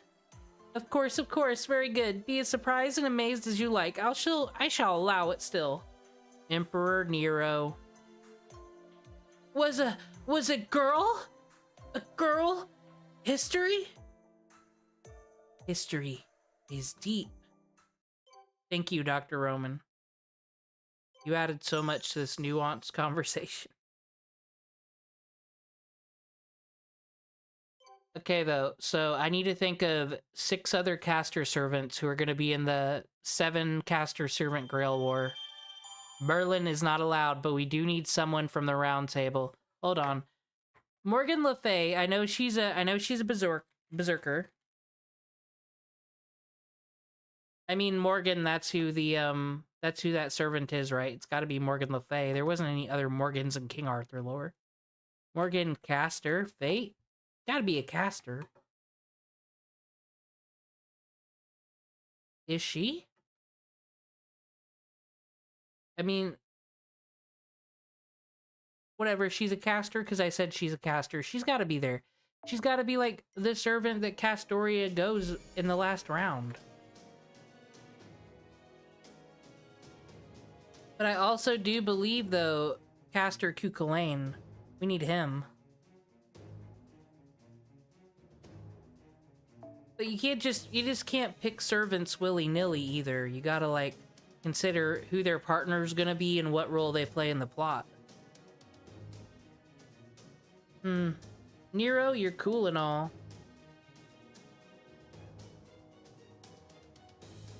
But I want to think about the thing I couldn't have when I rolled today.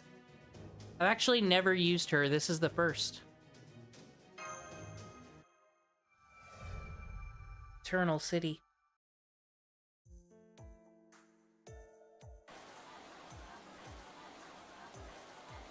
Take a good look and be struck with awe. This is my city, a glorious regime that even young girls extol. It does seem incredibly vibrant, not gonna lie. Yes, didn't I tell you? After all, this is the greatest city in the world. First, there was Septon Montes. Such words existed like so. And that's where it all started. Our glorious history began with our divine ancestors in those hills. And hey, shopkeeper, I'm taking one of these apples. Welcome to... Oh my, your majesty, please take as you wish. Glory to the emperor and Rome. Shopkeeper, you don't have to be so stiff. Yes, this is a delicious apple. Why don't you take one too? We're returning from war, so no need to worry about bad manners. Sweet fruit does wonders for battle fatigue. My wounds won't be healed, but my motivation will. Oh no, thank you, but I appreciate the gesture. Then how about that woman over there? They're delicious, don't be shy. Thank you, Nero, you're so nice and accommodating. Unlike gloomy little Mash over there, telling me to go to bed when I don't want to. Umu, once again I like you. Umu. Honestly, I'm unclear of what you speak of, but I can tell that you and that girl are honest people, honest folk. It's a relief to hear you say that, Emperor Nero. It might be best to think of us as simply a mage and his pupils. Is that so? Then let us forget this confusing talk of masters and servants. You are the mage's pupils, and the mage speaks from a distant land. And you also said your goal is to aid me? Yes, you aren't wrong about that. The center of the world and the center itself. The center of the world and the world itself. And the name of the greatest empire that rules the world is Rome. In this era, there should be no threat to the city. The Grail's influence must be upsetting events. If I am right, this era's singularity is probably the existence of the great Roman Empire. An empire that greatly influenced later generations. Stopping its destruction would fix the singularity.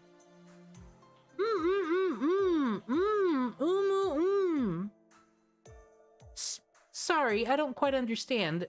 Please speak a bit more in my range of understanding.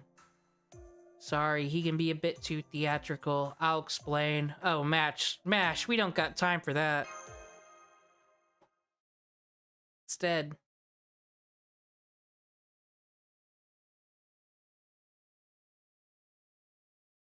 I want to learn a bit about Nero. Damn, 50%? Okay, you guys... Now, there's gonna probably be... This is an older video, and I think it has Fate Extra lore in it. But it'll help us understand Nero, what she's got going on. Turn the volume down on this. Help us understand the character a bit more here. Want to know more about Saber? No problem. Let's talk about Nero Claudius Caesar Augustus Germanicus, the 5th Roman Emperor. Not to be mistaken with the more famous Julius Well, that's a ridiculous name right off the bat. Caesar, the Roman general, who surprisingly is also a Saber-class servant in Fate Grand Order, perhaps to be showcased on a later date.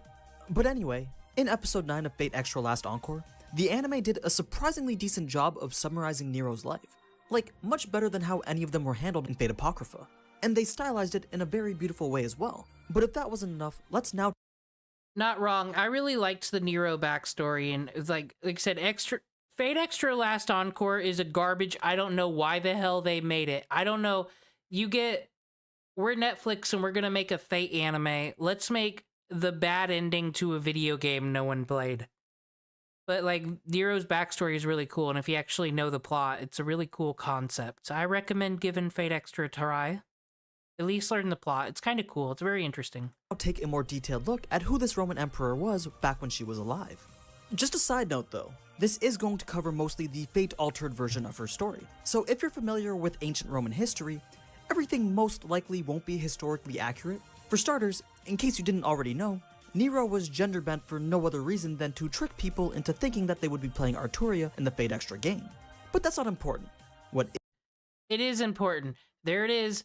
I thought they were just gender bending everybody to sell waifus in the gacha, but turns out it was to trick people. Aw, dude, I want to play Arturia and not a visual novel. Oh, well, sucks to be you. You got Nero. Lol, says Type Moon. Is Nero's story. So, let's get started. Nero was born in the year 37 AD, of his father Gnaeus, the cousin of the 4th Emperor Claudius, and his mother Julia Augusta Agrippina, the younger sister of the 3rd Emperor Caligula. At the time of Nero's birth, Caligula was the one in power. However, in the year 41 AD, he was murdered by his own Praetorian Guard. Nero's father had also died the year before, so Claudius was the one to end up ascending the throne to become the 4th Emperor of Rome. As the new emperor, he married Agrippina, who then convinced him to adopt Nero as their son, even though Nero was initially stripped of the privilege of being considered as next in line for emperor. You see... Okay, so yeah, so Nero's like the last born or something. She's not special, but you know who is special? Ruler Arturia. I'm kinda mad I did not get her now. I mean, I guess her skills ain't anything that special.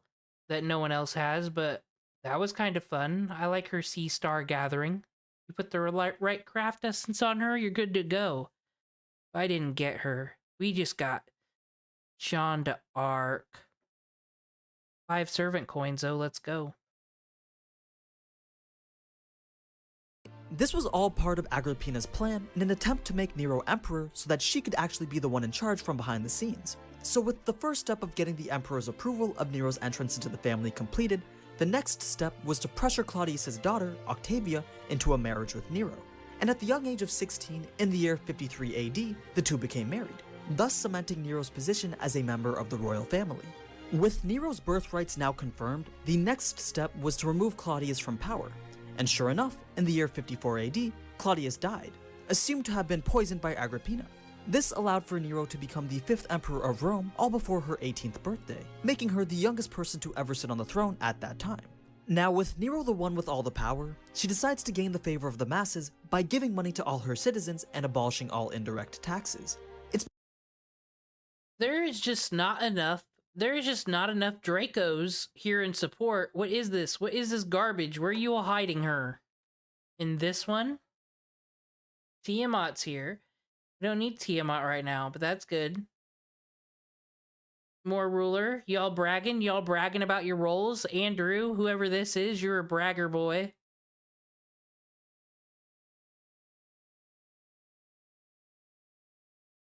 You know what? Our boy. He likes to visit Rome once in a while, see what's up. It's because Nero was someone who cared more for the people that she ruled over than anything else, and the people loved her for it. But when she tried to make changes to the way that the Senate was run, Rome's in the danger high-ranking like politicians Hogwarts, and officials would not sit idly by and just let it happen. During these times of hostility between Nero and the Senate, Agrippina was trying to slowly gain more and more power over Nero. This wasn't confirmed in the history books or anything, but Nero was said to have been poisoned by Agrippina when she was a child, and in order to get an antidote that would keep the poison at bay, Nero would have to do the bidding of her mother.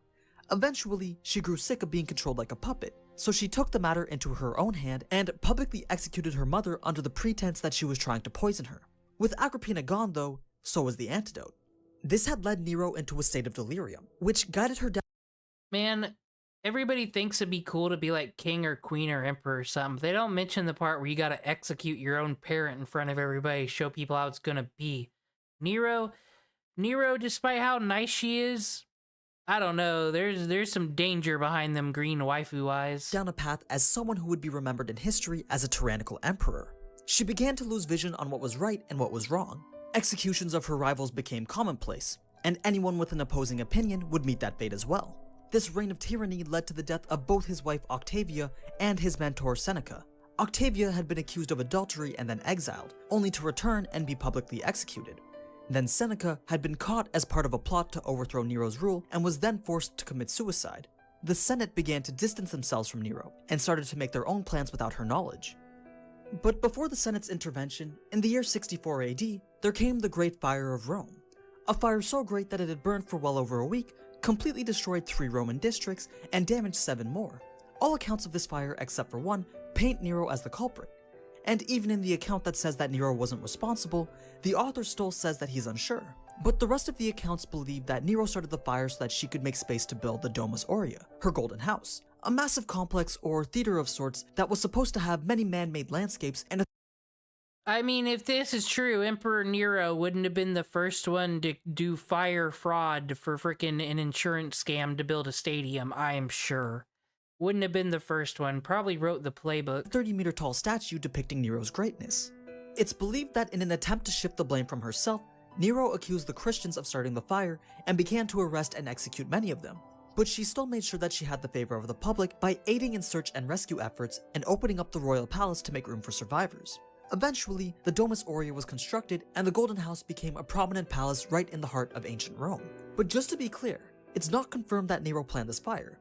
It also doesn't align with her immense passion towards the people. I mean, she wasn't even in Rome at the time of the fire, so this may very well remain a mystery that will never be solved. Then finally there came the revolt that led to Nero's end. The revolt was planned from the inside to see how Nero would respond to such an event. Nero ended up doing nothing, convincing herself. There's a lot of not Julius Caesar in this Nero lore, though.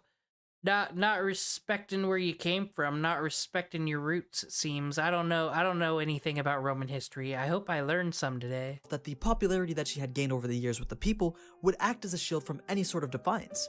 The people did not rise up to protect their beloved emperor, and yet Nero still waited. But after the Senate saw her doing nothing, they resigned themselves from her side and branded her as a traitor. This forced Nero to have to abandon Rome with nothing but 4 of her closest allies.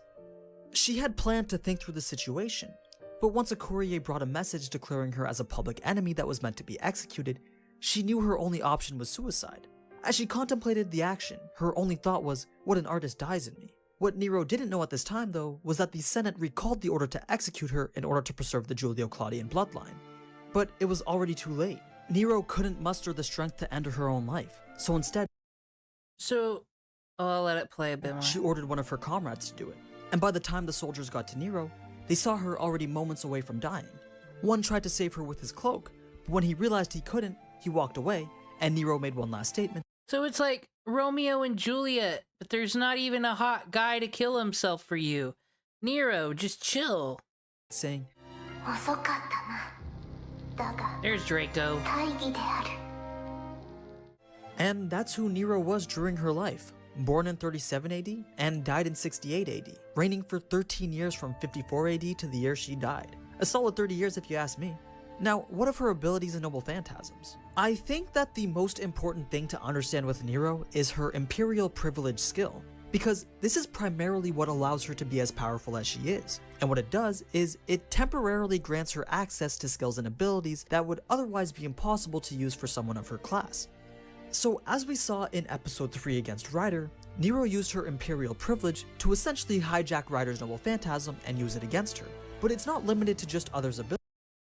Imperial privilege does not work the way it does in the anime and the game, sadly. If I can't just touch whatever boat I want and control it, or like any rider here would be worthless. No. We got Imperial privilege right here, look. Increases attack and increases defense and restores HP. That has nothing to do with Titanicing a boat up in here. Drake deserves a redo. There needs to be Fate extra last encore, re-encore, because Drake got cheated. There, I'm such a wordsmith storyteller, I tell you. It can be all types of skills relating to mainly riding, swordsmanship, artistry, and military tactics, but also covers other areas. Its power. A good thing I don't have this servant with her imperial privilege. What the hell did I just do with Caligula here? Just threw that away just to prove a point. Powerful and works like this because the Roman emperor was likened to that of a god, and a god is thought to be full of talent. So say if Saber wants to know how to counter a certain enemy's swordplay with the same kind, she can just use imperial privilege. If she wanted to learn how to drive a car, she could just use imperial privilege. But due to her migraines that are caused from her mother's poisoning in her past life, she would soon forget the. So, like, she's like the Matrix, but she has a restart every day. You teach her how to ride a motorcycle, she forgets tomorrow. But the point is, who would win a motorcycle race, her or Artoria? Put your votes in. Ability that she just had learned. Nero also uses the imperial privilege to alter her class from what should have been Rider to Saber, as she had deemed it more worthy of a position for her commander-like lifestyle. And as such, she carries the sword Aestus Estus, the original flame. Although it has magic running through it, it is not a noble phantasm in itself. It acts as the key to activate her true noble phantasms, the Aestus Domus Aurea, Golden Theater of the Flamboyant, which, as you now know, is named after the same complex that she built in place of the buildings that were destroyed in the Great Fire. The Golden Theater is produced through magic similar to how a reality marble materializes the inner world of servants, but it's different in the way that it actually modifies the external world through Nero's ability to perform high thaumaturgy. This allows the theater to exist for extended periods of time with. Those are a lot of words that person just said. That's usually my reaction when it comes to something fate related. All the abilities that come from it present and active. So while an enemy is within the Golden Theater, not only is it impossible to escape, but Nero can also modify the interior at will and alter the landscape to her own benefits. While in the theater, Nero's sword gets covered in flames, and she gains the ability to activate the technique Los St. Claudius, Imperium of the Maiden's Flowery Words, a sword skill where she charges toward the enemy with a trail of flower petals following closely behind, and then she makes a single powerful strike. It's an ability that's meant to embody the elegance of her artistic side. And her final skill is called Thrice Setting Sun Invictus Spirit, Thrice Though I Welcome the Setting Sun. It's basically the ability to revive herself if she dies in battle, but only up to 3 times, so it's not as strong as Heracles, although it would be interesting to see if Imperial Privilege would work on that ability too. Also, it's not something that can be instantly activated or used at the moment of death. It has to be prepared beforehand, meaning that if Nero knew she was in a situation that would end up in her losing, she would make the necessary preparations to have it activated at the moment that she dies. And that's pretty much Fate Extra Last Encore's saber, at least one of them anyway. So I hope you guys enjoyed this week's video, and be sure to vote in the community poll for the servant that you want to see covered next week. But I just quickly want to mention that if you guys want to help support me, I'd really appreciate it if you tuned into my news videos that I also try to put out every week or so. I don't know if Anna News still makes videos. They should. Like, they got the handle Anna News. Anyway, that was our wonderful Nero lore. Gonna finish this, see what's going on in the plot. I have a feeling since we're still fighting soldiers, nothing crazy. I miss nothing. Ooh,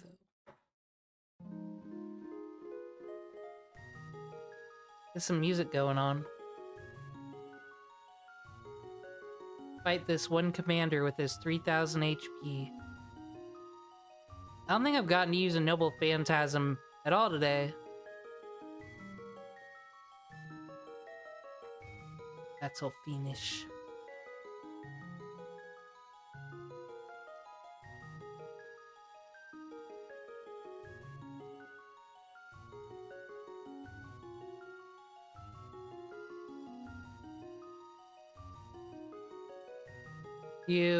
The enemy is retreating. There didn't seem to be any servants among them. They were all human soldiers. No mages that could be Lev, huh? No mages that could be Lev, huh? Anyway, good job. It's gotten really dark. Okay, so is Lev dead or not? I guess we're hunting him down.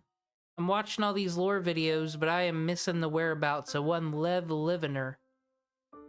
Let's head back, senpai. If there's a night raid, we'll be in for another battle. You should rest while you can. Being a real Morgana again, Mash.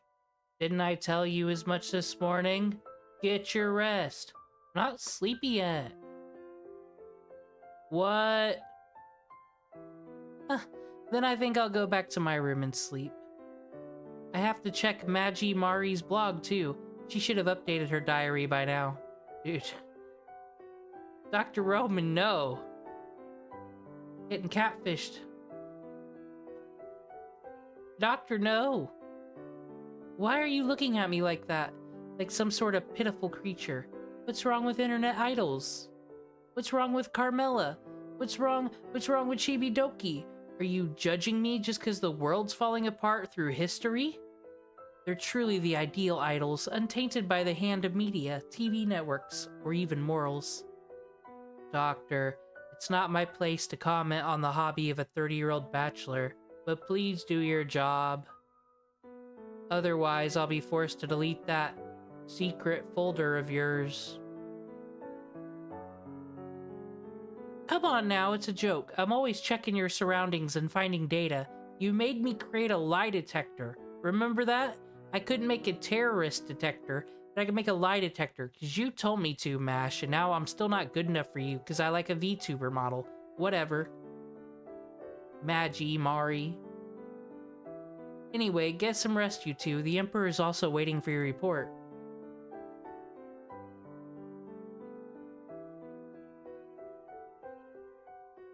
I'm gonna report the hell out of that. I'm gonna report the hell out of what just happened to our favorite Umu girl here.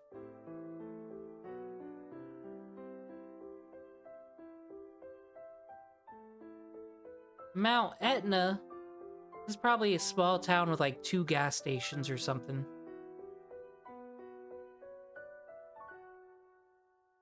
Why do you all have Castoria in this lame schoolgirl form? Her, like, final ascension is so cool, and this is what you all do, huh? I swear, they keep some of you who put them in, like, first and second ascension on a list. Oh, well, Nero Caster, let's go.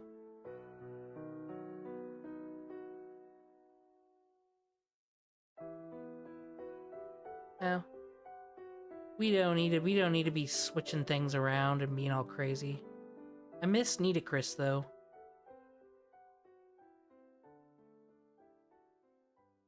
Burning Mountain.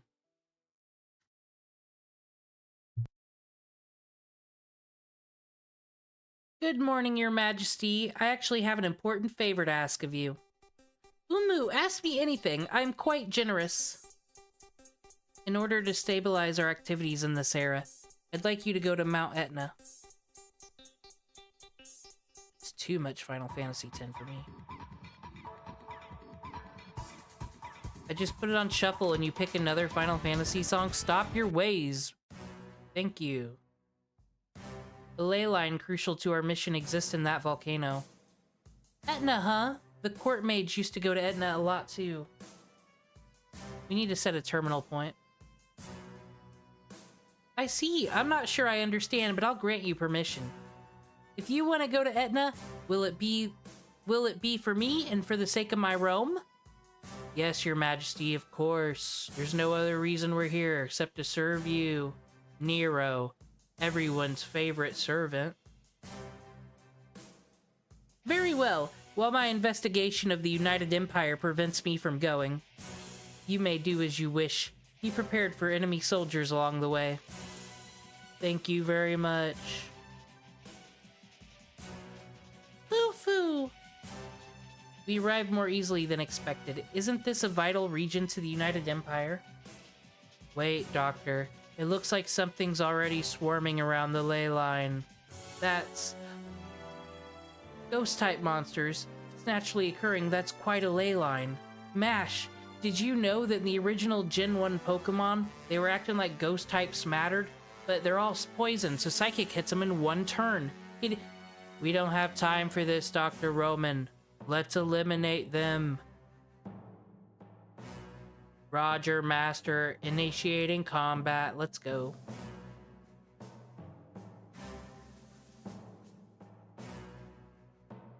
Trying to make this let's go to make the fucking gacha game as exciting as possible. It is. I like clicking the buttons and watching the bam bams and the noble phantasm. It's like, woo woo, look at all the numbers.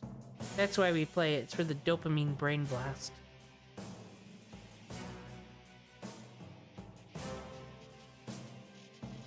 Like, I could probably kill everything in the first wave, like a proper player, like I'm supposed to, but it's kind of fun to have them all pile on one. We won't do that. Go for a Buster Chain.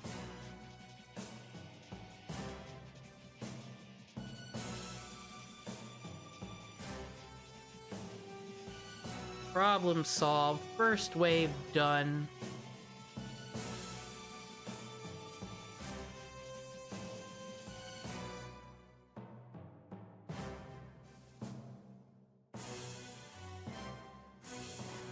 Can we do it again?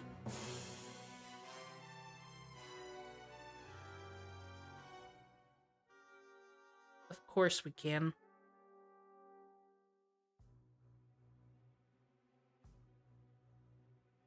Now, for my story I want to make that has the 7 casters and the 1 Grail War. Caster Nero would be a choice, because then you can have Nero and Artoria in the same story, but I don't know if she should be showing up in my serious story about the stagnation into the magical world and show up in her bikini. Which sucks, I love a lot of the designs of the Summer Servants. I don't think I'm gonna get them in any of the animes, though. Unless it's like Carnival Phantasm.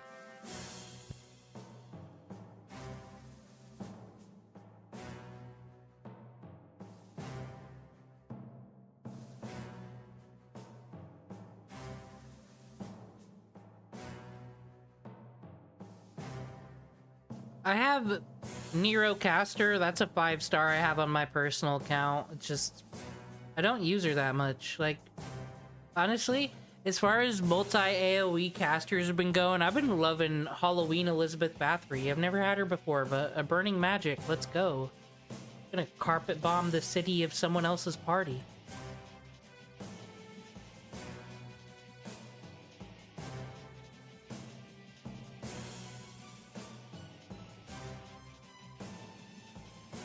The battle is over. Now create a terminal point.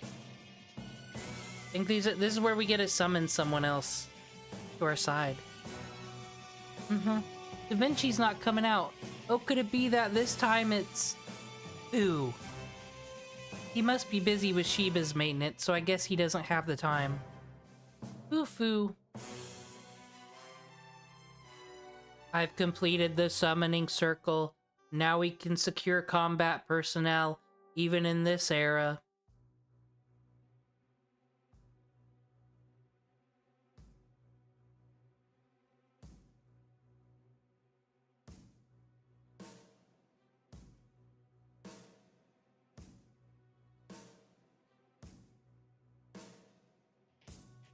I already forgot that I'd battled. I was like, I gotta pick a team again, what? Said, where is the good Castorias? This needs to stop. I'm just gonna keep picking Nero and fucking protest.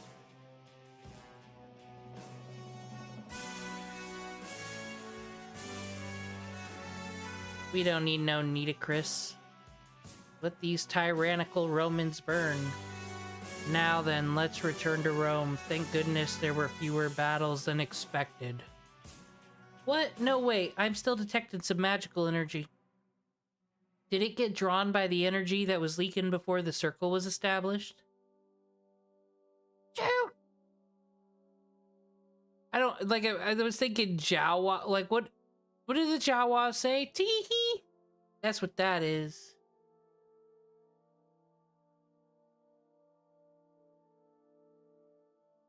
Senpai, the opponent is a non-physical type. Your battle commands?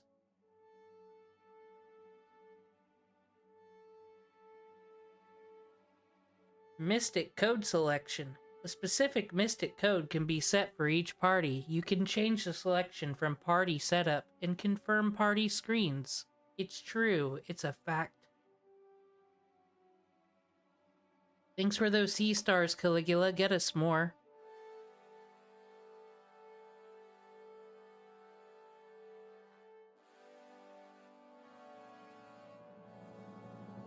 Every day, though, when I see a caster, such as Caster Nero in my team, I say to myself, that isn't Merlin.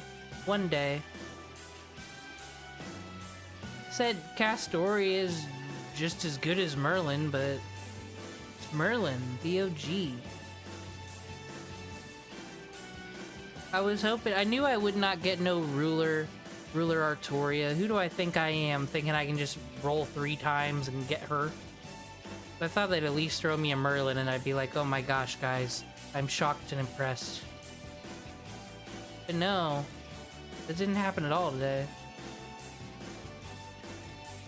90 Saints Quartz, down the drain. We got some good craft essences. Not a single 4-star servant. It just seems rude.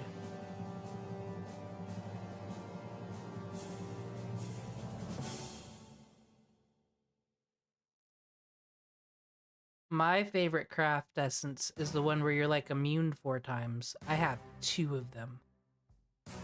What happens if you max it out? Are you like immune for 5 turns or something crazy, dude? Hercules will never be stopped.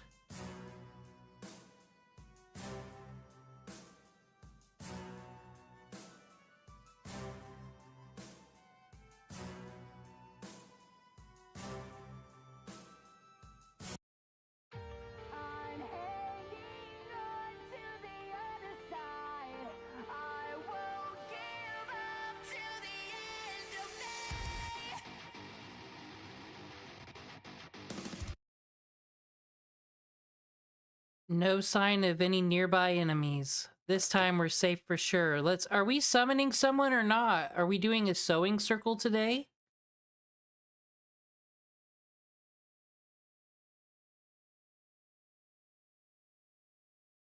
Apparently we were.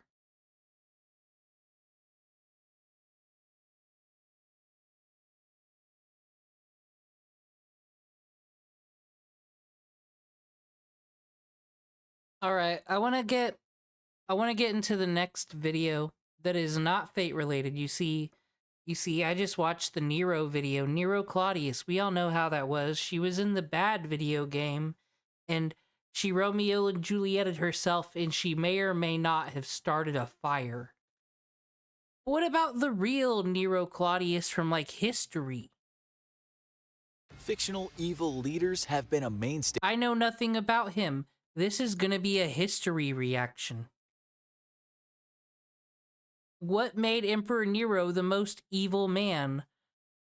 I haven't even seen this slander thrown at any YouTube influencer, so he must have done something bad.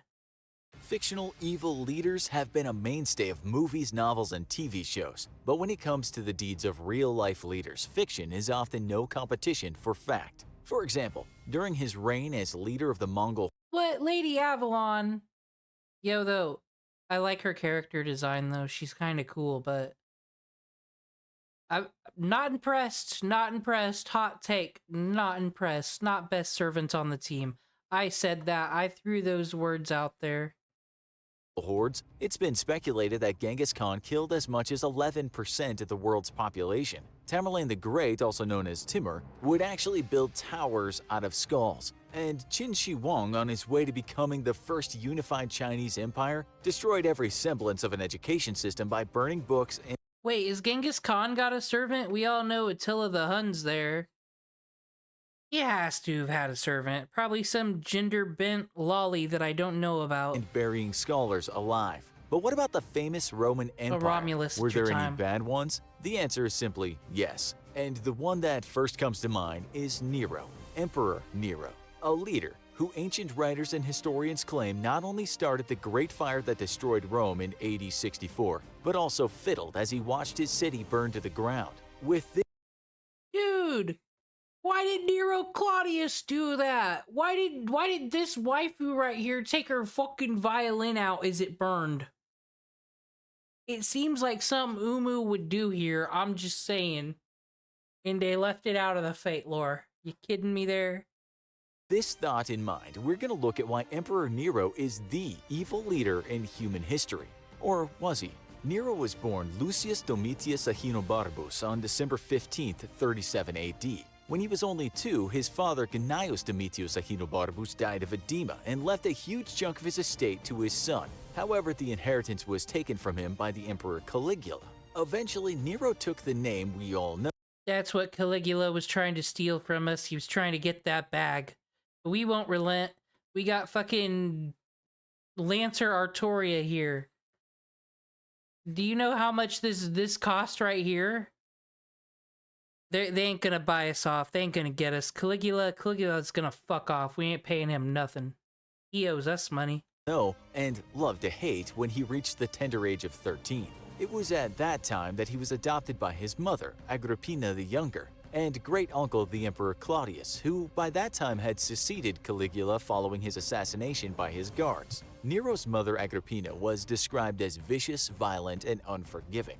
I guess in this case you could say like mother, like son. Agrippina even had her second husband killed. Eventually, Nero would take the reins as emperor at the age of 17 after his great-uncle died unexpectedly. Some historical sources from the time claim that people saw Nero's mother feed her. Hashtag not politics, but would anyone put up with a government like this where just all the family members keep fucking killing each other? They can't make the right decision on what family member should live this week, but we're gonna let them write policy. Man, old-timey people and their monarchs, am I right? What silly billies. Her husband poisoned mushrooms, resulting in his sudden death. Despite our perception of Nero today as an evil and hated ruler, during the time of his reign, he did in fact hold a strong amount of support from the Roman Empire. He was young, new, and loved music and the arts, traits the general public admired in their leader. Occasionally, he was even claimed to be kind. The Roman Empire's historian Suetonius. The real talk, this is actually absolutely no different from the Fate lore, really, because that's what they said. She went off and did all the music and shit because she wasn't important.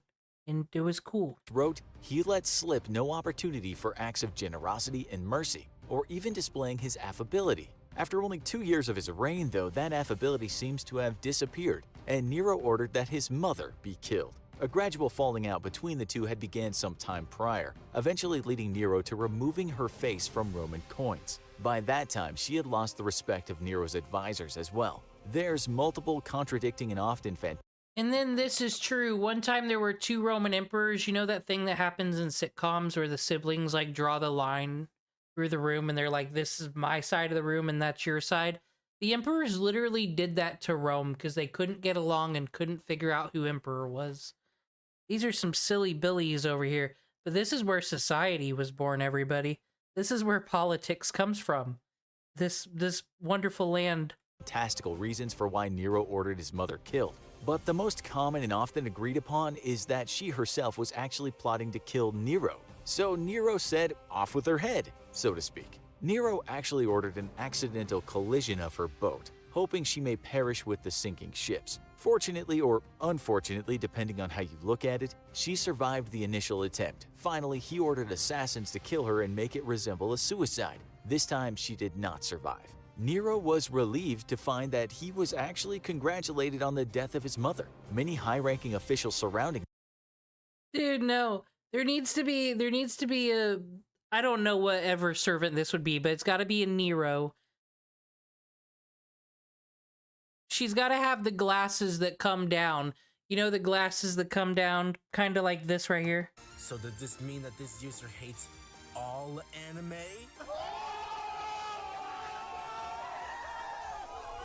That cheering right there. That's what needs to happen when the sunglasses come down on Nero's face, and then she pulls out a violin, and she just dances on someone's grave after she annihilates them. If Nero's in a fighting game, that needs to be your finisher right there.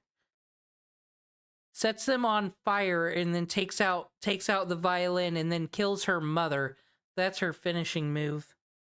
him, along with some of the general public, suspected his life was in danger from her plans to kill him and saw it as a fortuitous event. On June 9, 53 AD, Nero married Claudia Octavia. Their marriage was not a pleasant one. Octavia was described by the Roman senator and historian Tacitus as an aristocratic and virtuous wife, meaning she had moral standards and wanted to honor her husband. Nero, on the other hand, was quite different. He was immediately bored and angered by his new wife's mindset, as it deviated strongly from what he wanted out of a wife. On occasion, a rage-filled and frustrated Nero would even attempt to strangle Octavia. But perhaps the biggest issue I think Nero's a bit unhinged, if I dare say. for Nero was that Octavia was unable to bear a child for him. With no child, there would be no heir.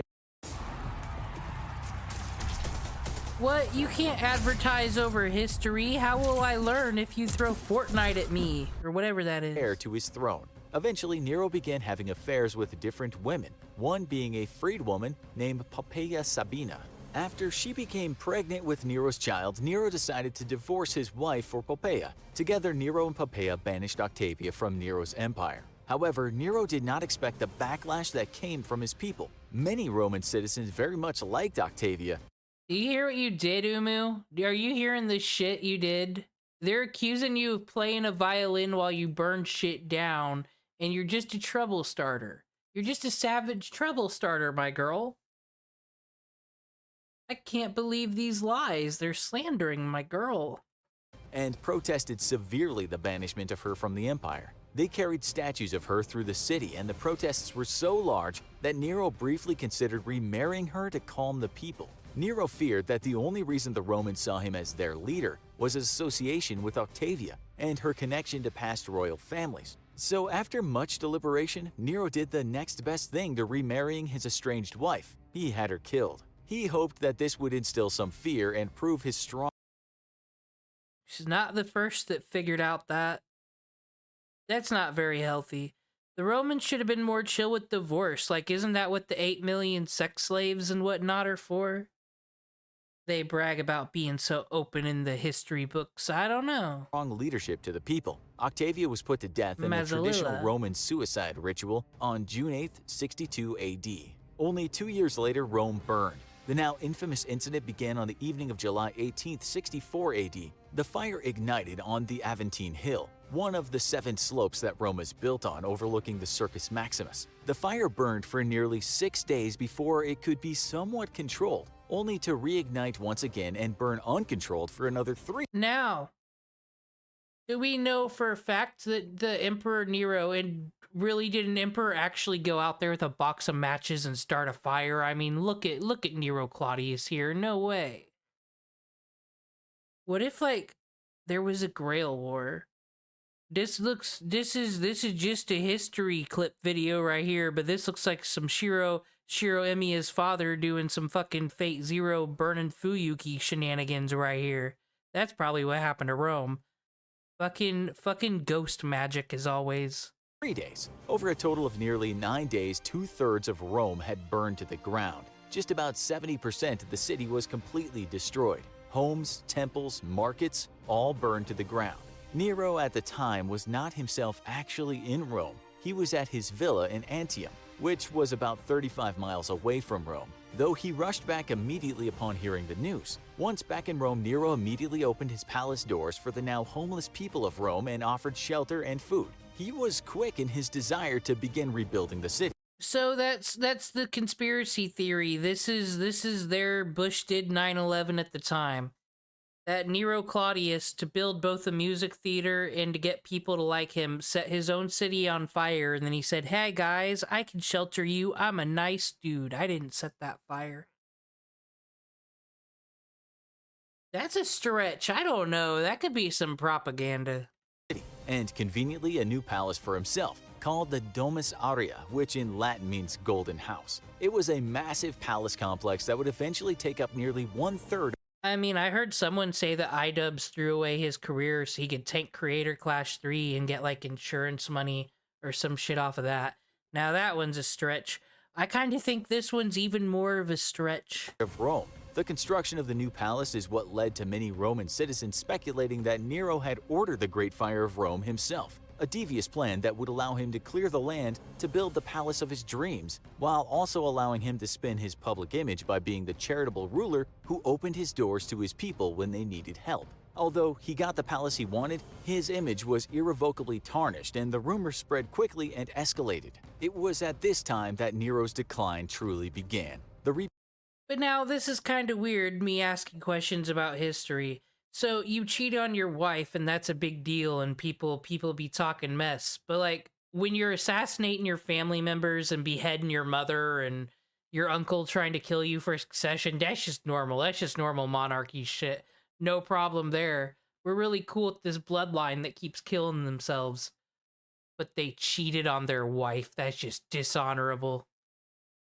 Old-timey peoples. Rebuilding costs of Rome were high and forced him to devalue the imperial currency by 10%. Revolts in the Roman provinces of Judea and Britain were also escalating. Nero suspected that there were high-level conspiracies originating in the Senate to have him assassinated, which he decided he could only prevent by having them killed first. With unrest growing in Rome, Nero took an extended 15-month trip to Greece. There, his passion for art grew and he gave himself to music, sports, and theatrical performances. When he finally did return back to Rome in 68 AD, does anybody know why Van Gogh's good? I had Van Gogh forced on me in some event. Van Gogh I don't like that Van Gogh. Whatever that is, that can go away.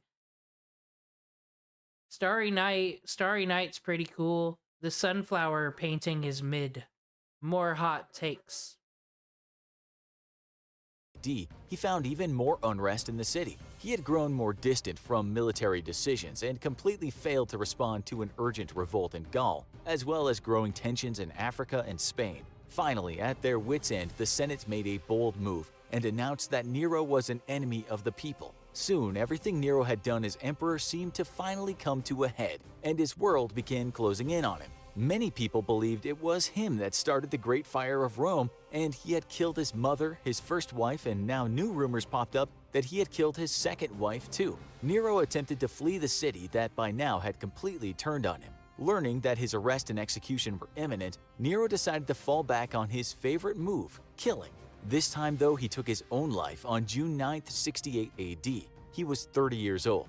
Immediately following Nero's death, the Roman Empire went through one of its most tumultuous periods. It was pure and total chaos, with multiple emperors taking control and getting killed before they could even do anything. It became known as the Year of Four Emperors. Tacitus described it as a period rich in disasters, even in peace full of horrors. If someone kills their own mother, their first wife, possibly their second and pregnant wife, and maybe even burned down an entire city that they were ruling, you may look at them in a bad light too. It is true that Nero did some pretty bad things, but as time has moved far away from these events and historians have continued to study the rise and fall of the Roman Empire, and even more specifically the rise and fall of Nero, many have found that he may have been more misunderstood than downright evil. And maybe, just maybe, history should have painted him in a different light. Let's first start with the famous image of Nero fiddling as Rome burned.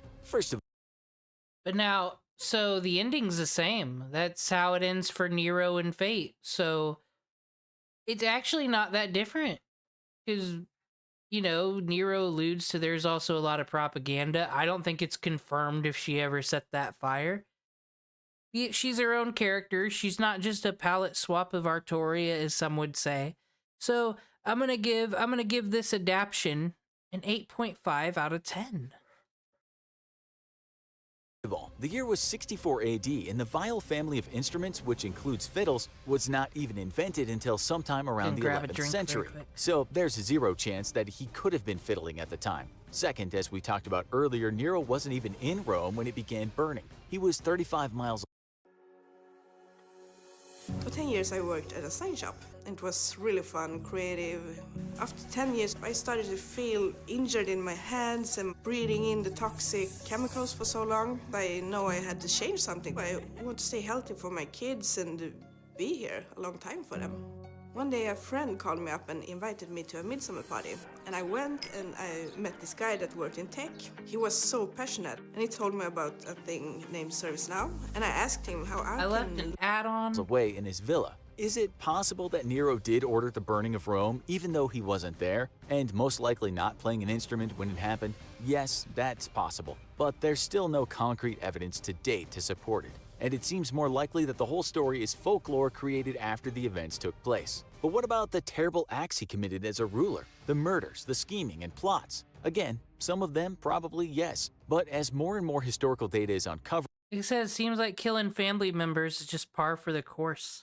we're finding that Nero was actually liked by many of his people at the time. It's clear that he was always more interested in the arts than actually governing, and certainly less interested in dealing with the military. Because of this, he did not have the advantage of military victories and the fame, success, and adoration that came along with being a military hero that many other emperors and leaders of Rome have had, which probably meant that many elite Romans in the Senate hated Nero, while the citizens celebrated his devotion to local issues. Historian Rebecca Benefiel said, if it had been up to him, he probably wouldn't have chosen to be emperor at all. We have to remember that he was adopted into this position and ultimately groomed to become an emperor. Given the choice, he may have chosen the life of an actor or a musician rather than be the leader of the world's largest empire. This is even reinforced by his dying words as he took his own life. "Oh, what an artist dies with me."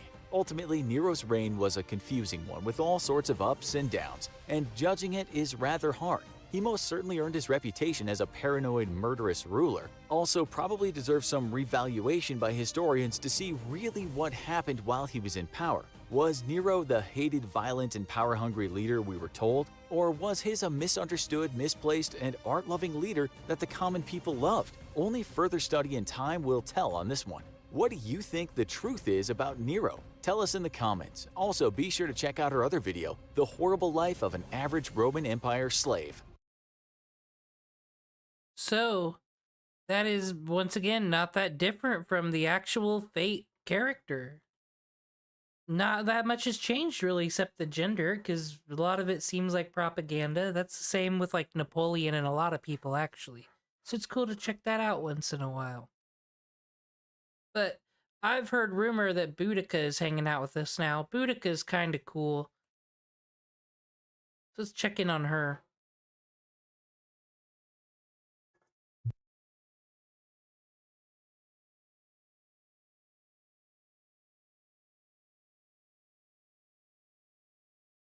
I have a report, Your Majesty. Enemy attacks are intensifying, and we have a message from the front.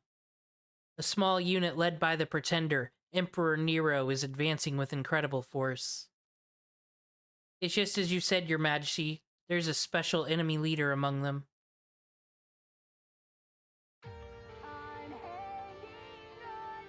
I see. Yes, he's here. Our boy Julius Caesar.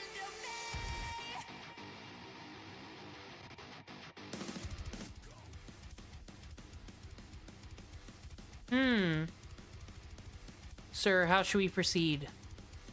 Do nothing. Forget about them. What? Only a servant can stand up to another servant. Seriously, it's such a pain. It's laughable to think that fickle gods would come but this far. I mean, look at me. A saber class, huh? To think they would make me take up my sword. Do you mean Emperor Caesar? Are you going into battle yourself? Fool. Sir, I'm not going into battle. They are coming to me. I'm not moving. The rest of you better not meddle with them either. But Your Majesty, we are soldiers of the true United Roman Empire. If our rule over Gaul is the will of the gods, then we must not retreat. Fool, are you in a hurry to die? Humans cannot defeat a servant. They would be slaughtered. But then let it be in order. Fight in moderation. I do not desire your deaths. Yes, sir, with everything I have. That being said, I'm sure you're gonna die for the sake of Rome that you believe in. Honestly, I've had it with that one's whims. Perfect government, perfect leadership, but then you're left with a colony of people without a will. There's these homies. Spartacus and I will lead the charge. Both of you go with Nero and take the enemy's main camp. Ha ha ha. Wonderful. Everything is here. Hundreds, thousands of oppressors, evil agents are here. Now is the time to sing of our victory. We have the upper hand from now on. My war cry shall signify the begin. Yeah, we get it. You like war and you're weird. Not over there. Here. Oh, come on, Spartacus. The Queen of the Rebellion is my ally. That is to say, victory is at hand. The powerful will be defeated. Umu, I'm counting on you, Boudica. In a number of ways, I'm counting on you. Still, Spartacus isn't wrong. The time has come to defeat one of the emperors. Let us take Gaul back from the false emperor. Come on, Mash and Demon Cringe. Right, Master. Hold nothing back. Right. Order understood.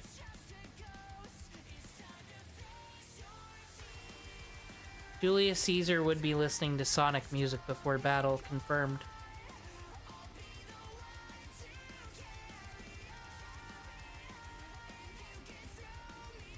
In fact, you don't even need to bring grails into the past. Are you kidding me? That's too much effort. You just need to bring friggin' Team Sonic music out here and blast it on the boombox. They won't be feeding poor people to lions in the Roman Colosseum no more if you play Crush 40. Live and learn? The savagery in the past really would. They'd all live and learn to stop doing it. Thanks to the blue hedgehog with attitude.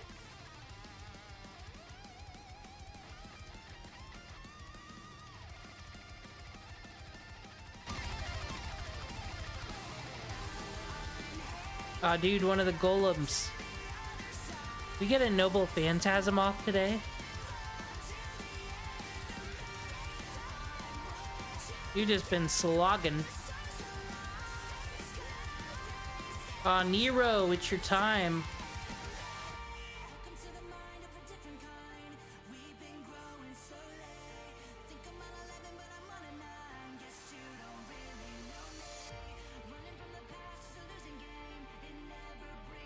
Here you go, Nero.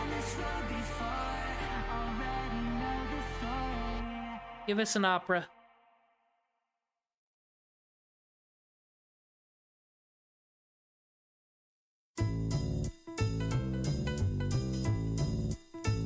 You know me, the fighting free Moo. and we're at Pumpkin Hill. You ready? I ain't gonna let it get to me. I'm just gonna creep down in Pumpkin Hill. I got to find my lost piece. I know that it's here. I can sense it in my feet.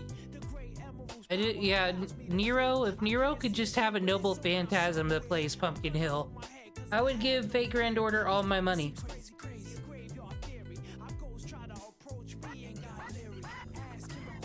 And I'd hope you'd do the same.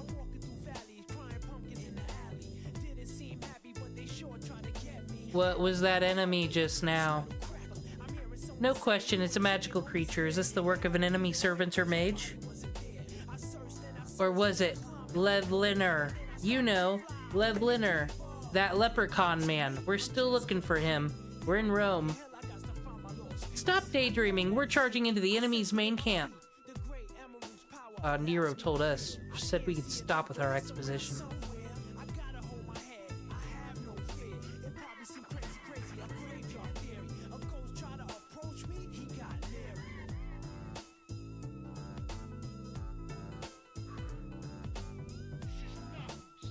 Why don't we get a lovely little foreigner? And by that I mean the servants class. Why did they call it foreigner? Just gonna make it weird to talk about. People are gonna be thinking you're getting like political or like racist or something. And it's like, no, don't you know? Konosuke of the Dark is the greatest foreigner of all time. Some nerd who's talking about all their gachas are gonna get ice cold on them in this weird world. I don't even know what's happening no more. What I do know is we need Romulus.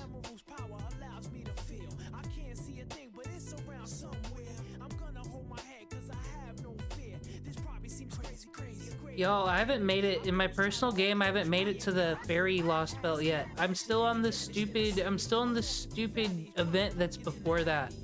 It's been going on forever. I mean, we've seen my playing here, it ain't amazing, so we can imagine why. But I got command seals for days, it's just a slog. Why am I doing them? Oh yeah, that's right. Getting Saints Courts. I only spent 30 trying to roll for ruler Artoria. No though, cause I hear that Jilter's coming. We're not giving ruler Artoria that much attention. For what? Because she holds a card in her hand? They don't have no Yu-Gi-Oh! Playing neckbeards in the gacha, why would I want that?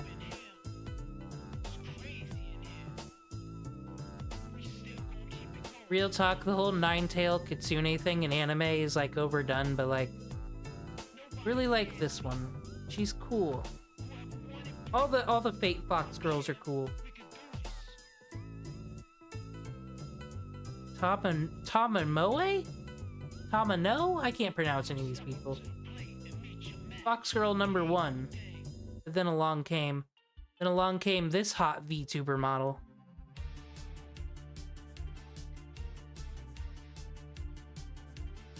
No AoEs for me.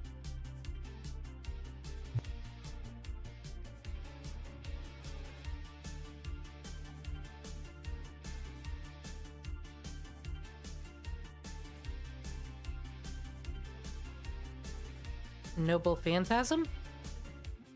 Oh, dude. Female Naruto. What does female Naruto's Noble Phantasm do? I don't remember. Is it gonna swallow this golem whole? Or is it gonna send it to the dark anime forest of confronting your true self?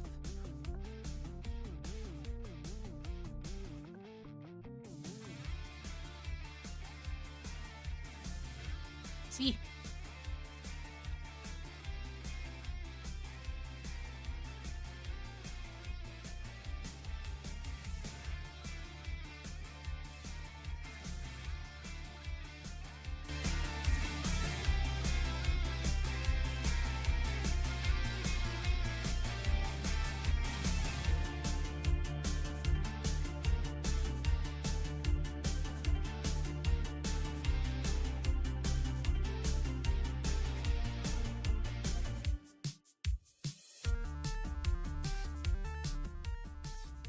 I mean, that was really cut my life into pieces. That is my last resort. I'm a fox girl, I guess. If a fox girl were to perform that song, that's what it'd look like. That's my takeaway.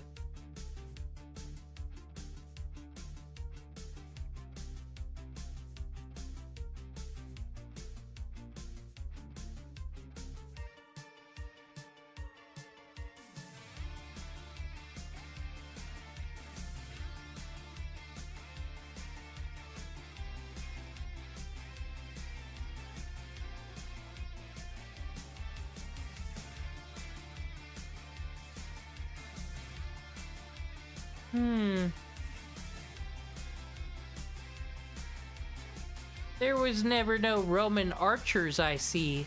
But we will take another John d'Arc. John d'Arc with dolphins. Everyone's favorite John d'Arc. Bring Caligula back. He was cooler. He's got a tan. Romulus doesn't have a tan. I guess he does. Caligula, where's your really cool? We'll give you all the sea stars. You deserve it. Ladies and gentlemen. No more Sanic. Ah. You know, perfect song for Caesar.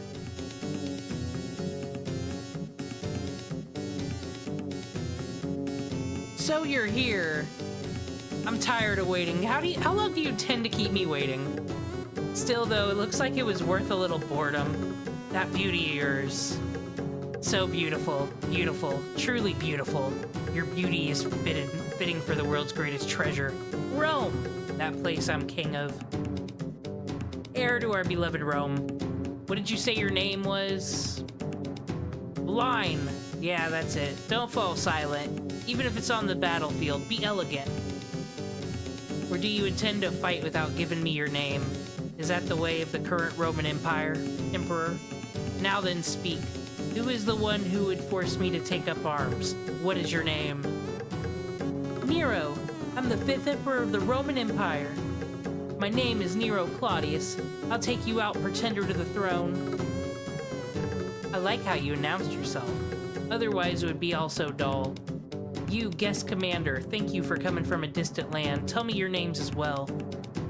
I am Demon Cringe 89. I have a YouTube channel, Julius Caesar, creator of the calendar. Mash Kyrielite. I am Master Demon Cringe's servant. I've never heard of those names. All roads lead to Rome, huh? I see I was arrogant. I want to ask you something about the United Empire and the Holy Grail. Oh, then, what's your name over there? It's Demon Cringe. I have a YouTube channel. So you're the master, huh? I see, so this is master and servant. You seem very different from the one I know. Or are you the proper one? What do you mean by proper? In any case, I suppose you're my enemy. It's a pain, but so be it.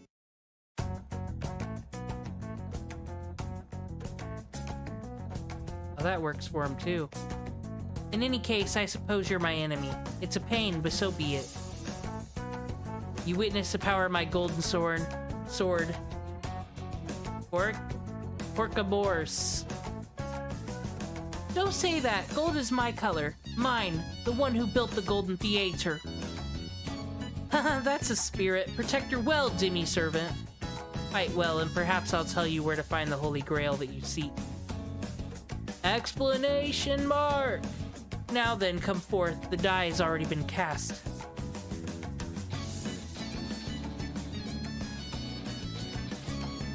Insane manipulation line.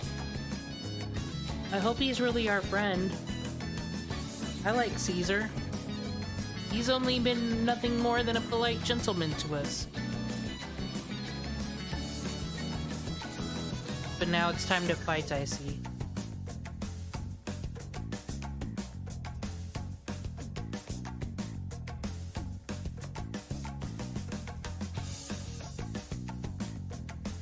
Doesn't it take a whole bunch of mana and magical circuits to have all these servants around, and we have to bring them out for every dispute, huh?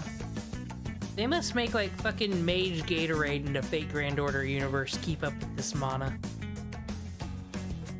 It's fine for now. All the Johns, let's go!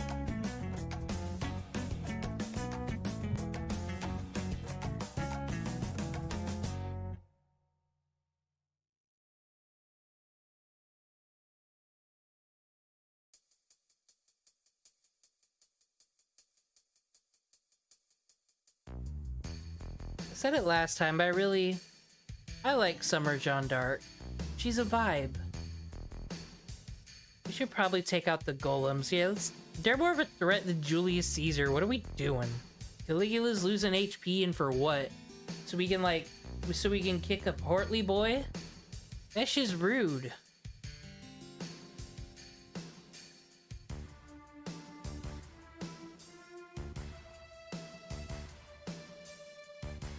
Fucking Don Corleone, is that? No, that's the Godfather. Who is... Well, I mean, Godfather. Rome. Italy. I get why he's fat now. Fate Grand Order... The Japanese are being mean to the Italians again. Need to stop. They're stereotyping all the time. What do they think they are? Americans? They made Julius Caesar Tony Soprano, so think of him that way. And then he's way cooler. Like, when you're not summoning him, him and his wife are getting in fights about the money being dirty. And he's like, well, fine then. Just call the cops on me. Whatever, Carmella. But then she doesn't. But then she continues to bully him about how he's a mobster. Or a servant. Whatever have you. Joe Pesci, as I said, will be in Fate Grand Order soon. Like, she just bullies him. And it's not fair. He's Julius Caesar. He invented the calendar. You invent the calendar and you get a fucking whale thrown at you. That's how it is in this Fate Grand Order world. We're still just completing all these rewards. We're getting all the AP.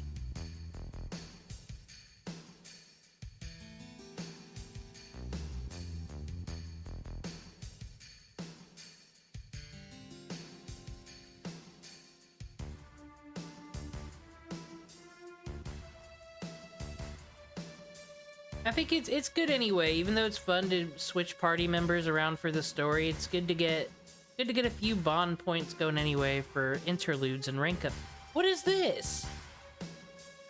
This is not part of my stream itinerary. Aniplex. Aniplex, what are you doing? Making me go back to the main menu. I'm in Rome. I got a Spiritron hack myself back to the beginning of the main menu. How much energy and magical circuits is that taking up? We're not being very efficient here in fucking Chaldea Quesadilla land. What is this? Boom. 25 MP right there just to do that.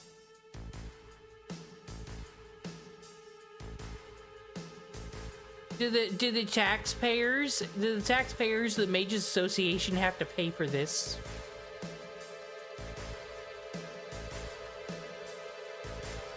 Which one of you's fucking with me? Who used that? Oh boy. Alright, back into Rome. We're not gonna let this silly menu mess with us no more.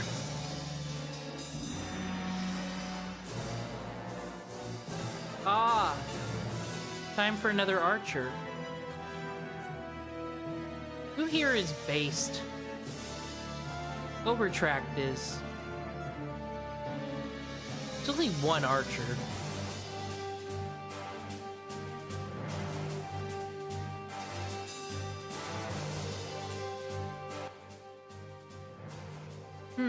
You certainly are strong. No. Who would even place a fine general like me on the front lines in the first place? Can't call this best man for the job. Wielding such a devastating sword. How can you even say that?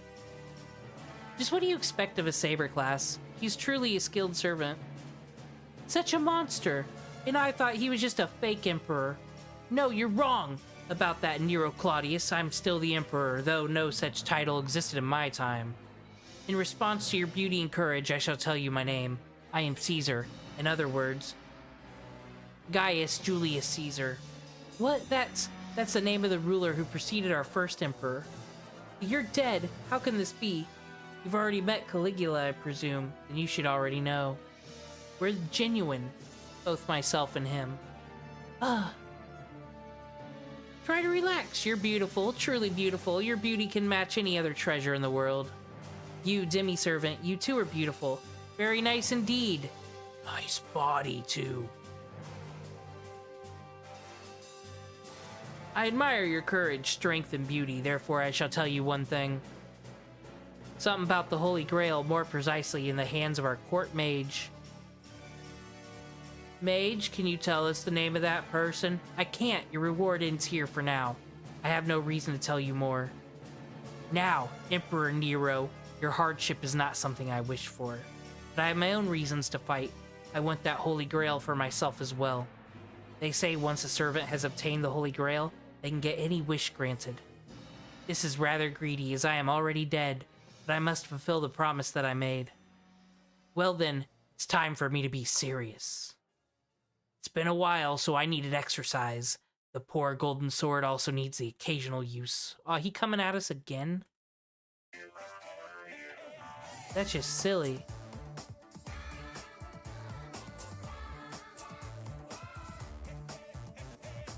Serious? This presence. Please be careful, Master. His magical energy level is rising. No, he's unleashing what he's been holding back. I guess our opponent's gotten serious, or rather, he didn't fight seriously until now. I came, I saw, I must conquer. Oh, dude, he's coming at us. Gonna pistol whip us with that little fucking toothpick sword of his.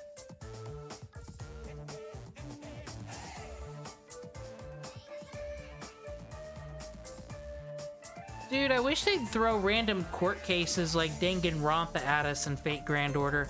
Like, can't we be like Caldelia's fucking HR department and deal with these servants all getting in bickering matches? Just like something where decision actually matters, or like you're solving a mystery and it affects what items you get.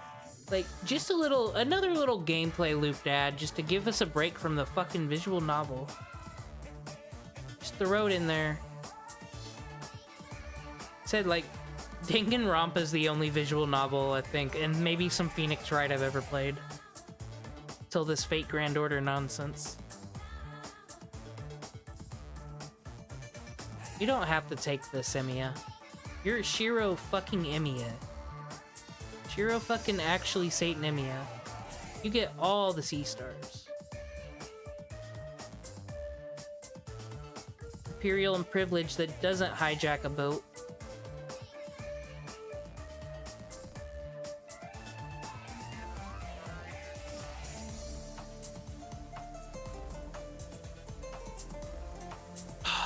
Almost. Dude. If it wasn't for the fact that Hercules could be unkillable, I'd be like, Heroic Spear Emiya's best archer just because he's Archer.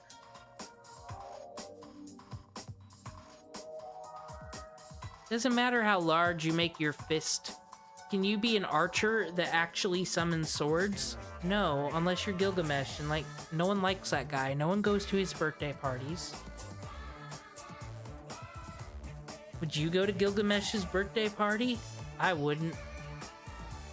You're just gonna like, if you didn't bring him a gift, oh god, you're gonna hear about it. But if you did bring him a nice gift, he'll be like, oh, well, you should have given me this all along. Like, no one's going out of Gilgamesh's party feeling good about themselves. Did we get him? Yes, I can detect his readings are getting weaker. You've won, congratulations. Your sword was very powerful, but as long as I have Senpai's instructions, I can block it.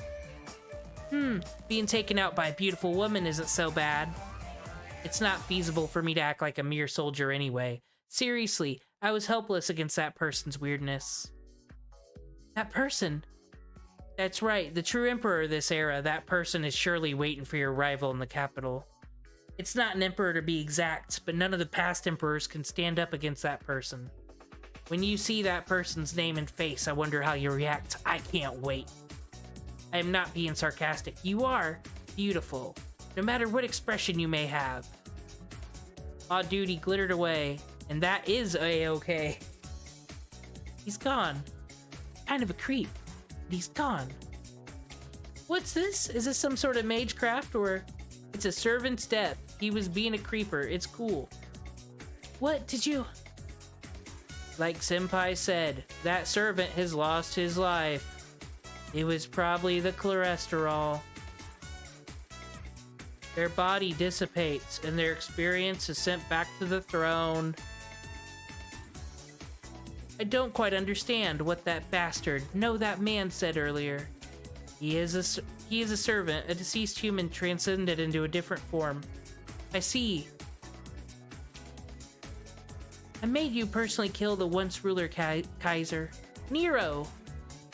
No, nothing, Umu. I commend you for defeating one of the emperors.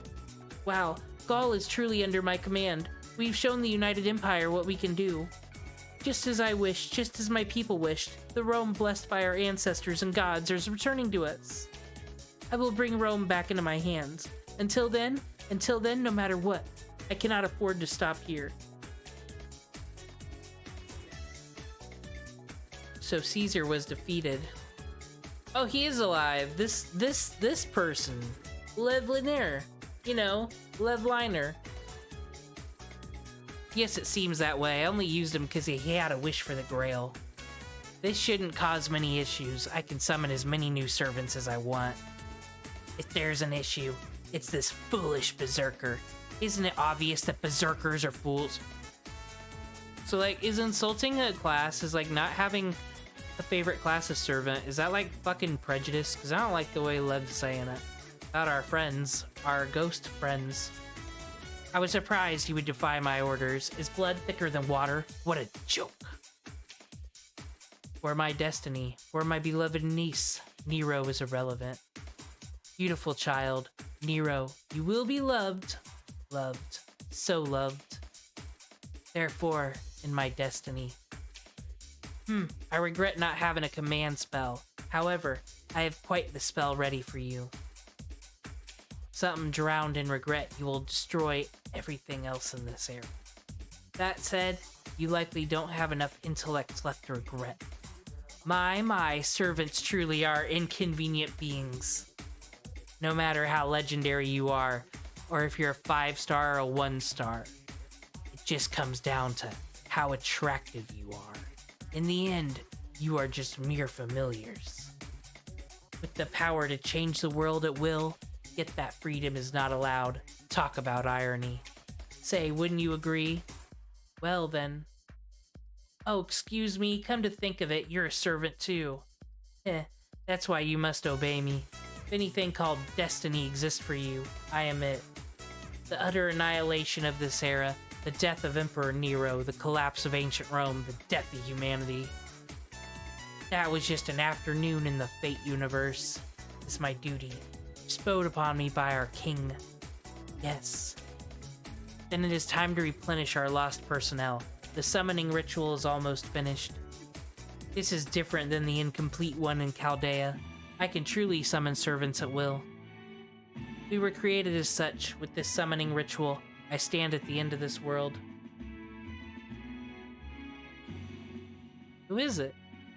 Who's the grand reveal? Oh, dude, this is Sparta. Servant, Lancer, true name Leonidas. I will serve you from here on. Ah, heroic spirit from Thermopylae. Not bad. Use your full powers to eliminate Nero Claudius. What the fuck? Nero Claudius. Feel like if waifu Nero here were real, she needs to fucking hit me in the head for that one. Dude, that whatever that reward was, it had colorful sparkles on it, so it must mean it's good. Dopamine hit. Alrighty.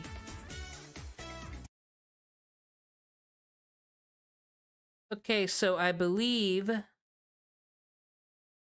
On Caligula June 6th, just showed up. the deadliest. He was cool.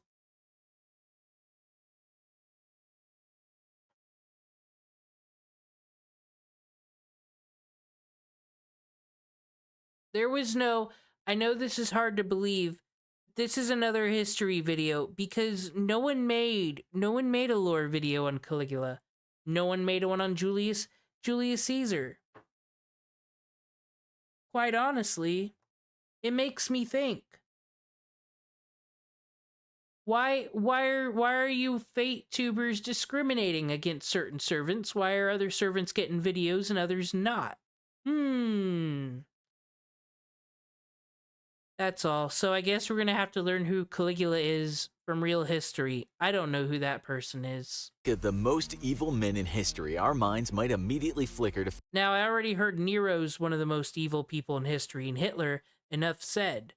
What'd Caligula do? figures like Adolf Hitler or Joseph Stalin, just to name a couple. But what about figures farther back in time? In a past video, we discussed why Emperor Nero was the most evil man in human history. But as far as the Roman Empire is concerned, there's another man we can't forget. That is Emperor Caligula, the man who ruled before Nero and took Nero's inheritance money when he was so young. So was Caligula worse than Nero? Let's take a look. First and foremost, we should mention that a lot of Caligula's behavior and actions were considered most cruel and sickening. Even his own people at the time thought he went way too far. That's saying something for a culture that engaged in violent entertainment. So once again, weird. You can be like, fucking Caligula, worst ever, disgusting, he did vile things. Nero was cool though, same bloodline, but dude, he liked the violin. Watching gladiator fights to the death on a regular basis. Born in the year 12 AD, Caligula's real name was Gaius Julius Caesar Germanicus, named after his famous relation, Julius Caesar. This name, Caligula, stemmed from a Latin nickname translated as Little Boots, because his mother used to dress him up as a soldier when he was very young. Time to when be cheap Caligula on stepped craft into power in essences. 37 AD, Oh, let's go. it was initially a time of celebration. It provided the people with hope for a golden age. You see, his predecessor Tiberius had been enormously unpopular, and the people suspected that he'd secretly ordered. I wonder if like the Roman names are all gonna come back. There's some cool ones, you know, Romulus. I don't know if anyone would name their kid Caligula.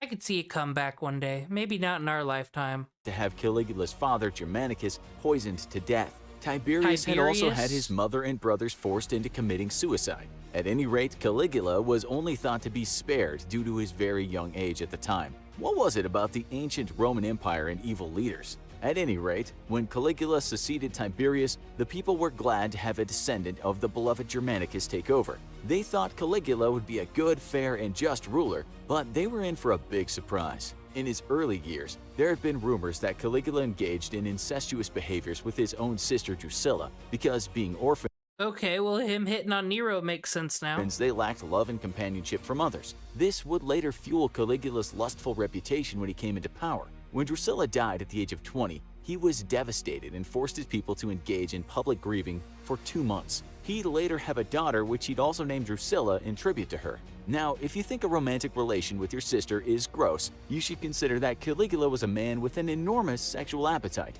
He was into some very disturbing acts, to say the least. Most were at the expense of others. Since this is a family channel, we'll try our best to keep the promiscuous details at bay. But one nasty and cruel act. This guy's getting exposed right now.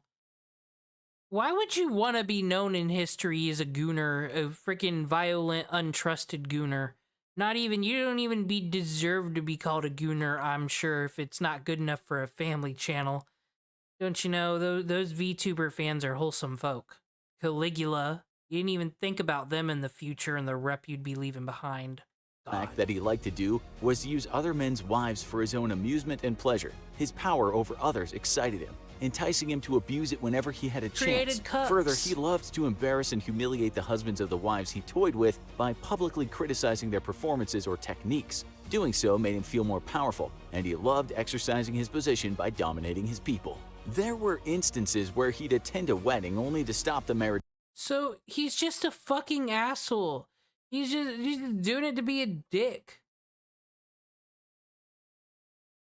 I'm so glad that philosophers created all this knowledge for ancient Rome just for these people to be running around. From happening so that he could have his way with the bride. He'd then ditch her soon after while telling her she couldn't marry. Some of his perverted pleasures may have been due to the influence of Tiberius. There had been a time when Tiberius had Caligula stay with him at his villa on the island of Capri. This was part of a sick game whereby Tiberius was basically forcing the 19-year-old Caligula to live alongside the man who had destroyed his family. It was here where Caligula would watch the gruesome scenes Tiberius played with, and we say this as to not be too graphic, underage boys and girls before having them tossed over a cliff to meet their demise.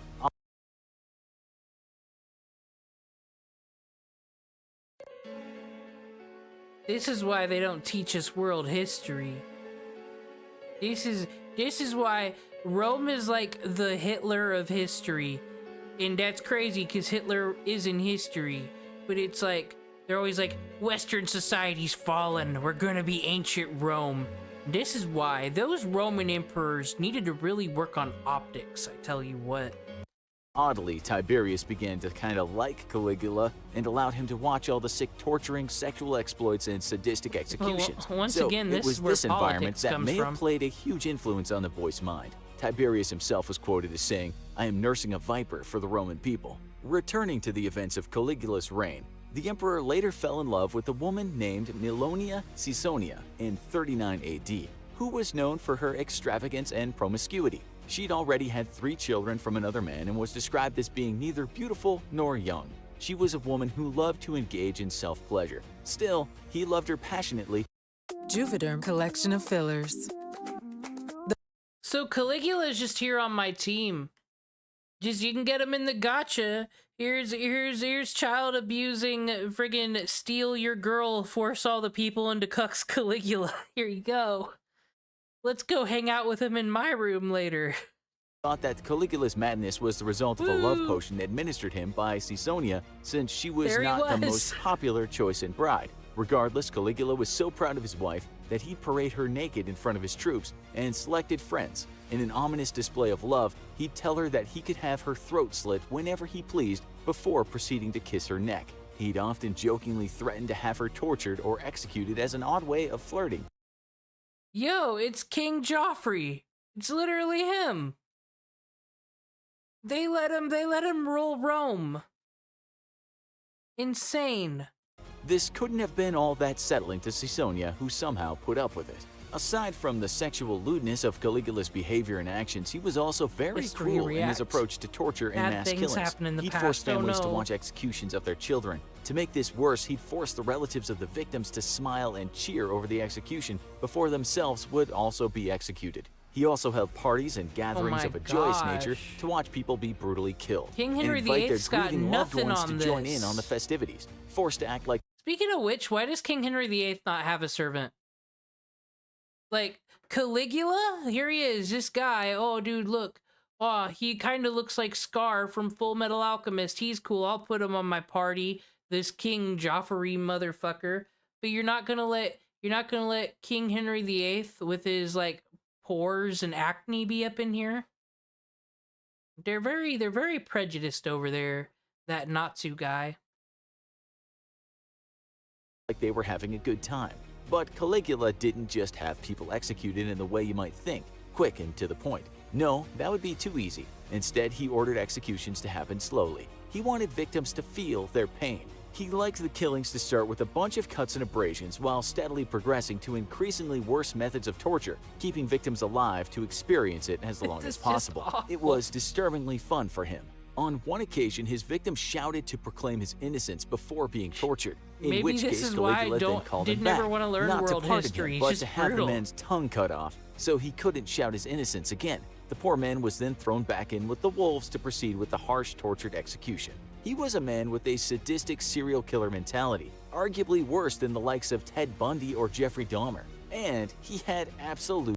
I don't even think if we let any of our serial killers be king, I don't even think they just publicly do this stuff. I think like part of it is being the sneaky predator no one expects coming like a spider.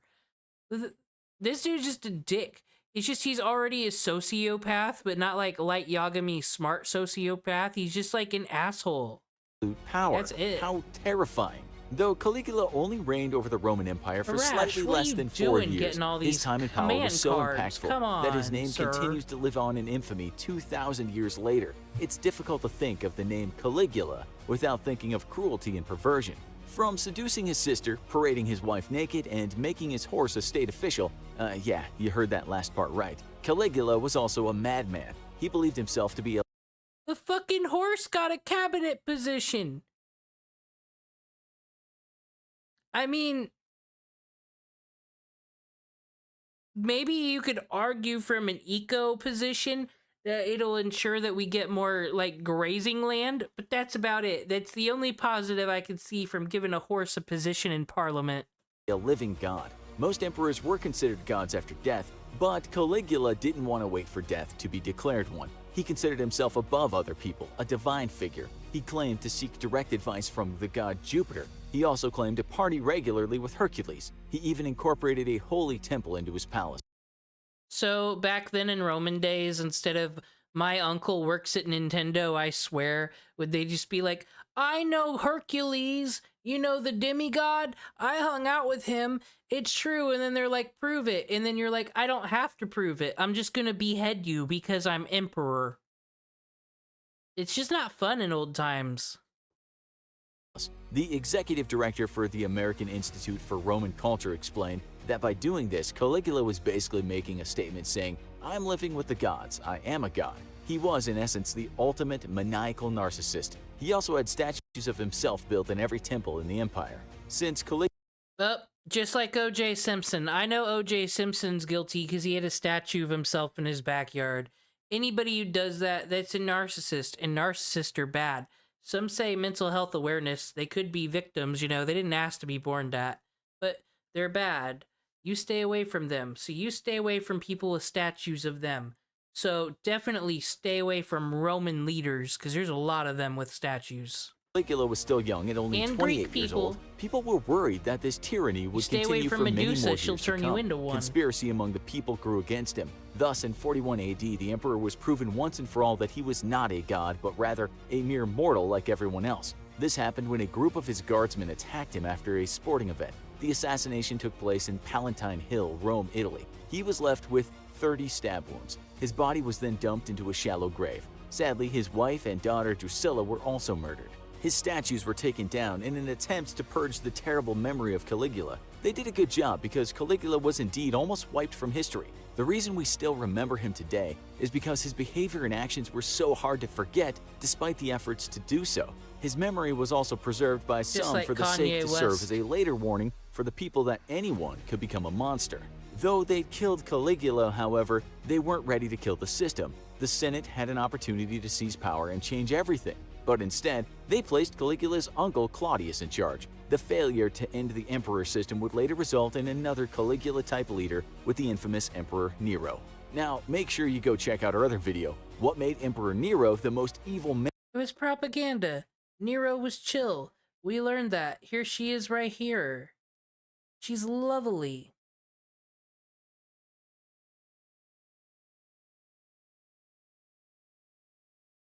Ooh moo.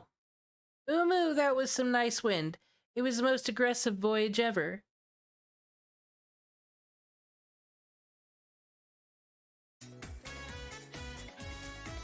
Thank goodness my semicircular canals were enhanced. If I hadn't become a demi-servant, I'm not even gonna go there. You seem to have gone through an ordeal. I could tell by your vitals. The soldiers couldn't leave that ship either. Oh, poor men. Since the Emperor offered to take the wheel herself, I thought she had impeccable skills. But wait, maybe, just maybe, those were impeccable skills, in a sense. Also leapt through waves and drifted some turns. It's amazing when you think about it. Just what you'd expect of the Emperor. Okay, maybe she did hijack a ship. We might have missed that. Maybe I was talking mess earlier when I said that's not what Imperial Privilege does, because I play Fate Grand Order. I was being an ignorant.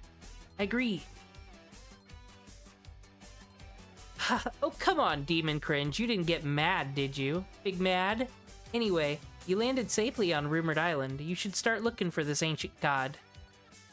Wait, maybe we don't have to go look after all. It seems the god is coming to greet us. However, I'm detecting a servant. Be on your guard. What? Another enemy attack, so this island is under the United Empire's control. No, this is a servant, but something is off. It's different than normal. What is this? Yes, that's right. I'm not a normal servant. Good day, heroes. Welcome to my humble temporary home for this era, the Shaped Isle. Not to get confused with the Unshaped Isle. People do that all the time. My, oh my. I was wondering what kind of magnificent hero was here. But to my surprise, it seems there are servants in your group. Unfortunately, I was waiting for human heroes. This presence. What in the world? Can this even be possible? Her reading is definitely like a servant, but different. Is she the ancient god? An immeasurable divinity level. Without a doubt, she's definitely God. No, goddess.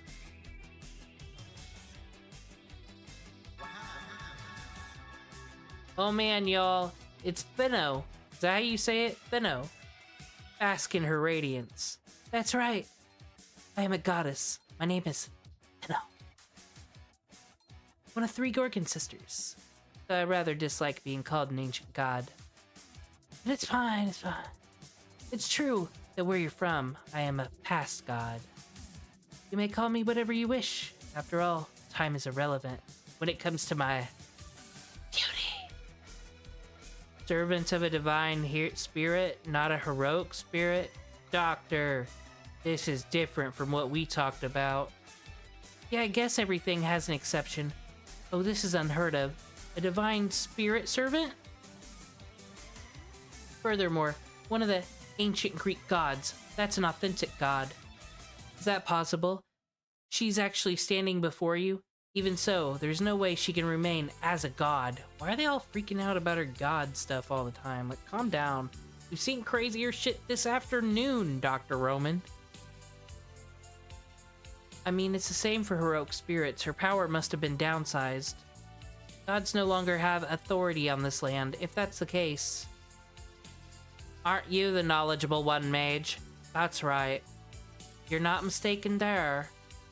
However, there's one thing you should remember, Pure One.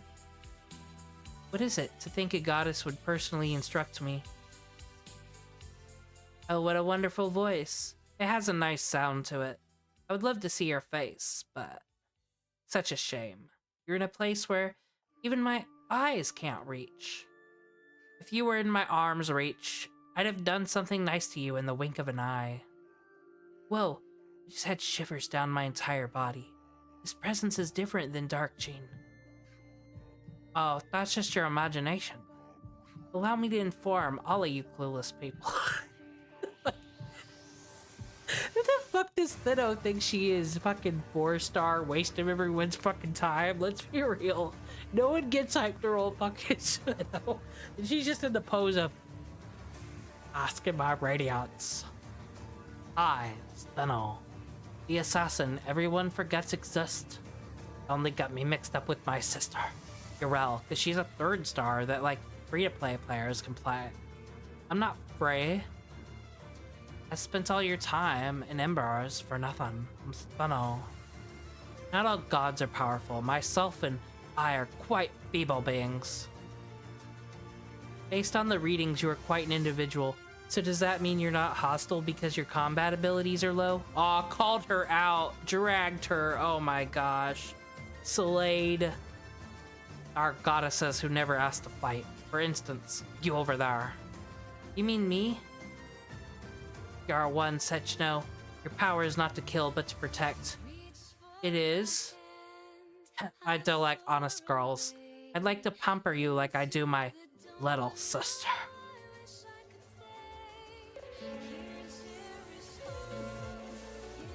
Lily Orchard up in here. That's all I have to say. Oh, I just got a shiver. I had a shiver too. Ooh. Wait, I'm detecting another presence on the beach. Oh my. How dare they interrupt an emperor and a goddess? Who are they? From the United Empire? No, they're just ghosts, but they're closing in. Let's drive them off. Yes, senpai. Commencing interceptive combat. Ah. So what we've learned tonight is that Caligula is basically Joffrey, terrible person, makes you shiver, makes you cringe. Nero's basically Nero, died alone and sad, and probably got propaganded against, and liked playing the violin near fires. That was cool. And then along came Thinno.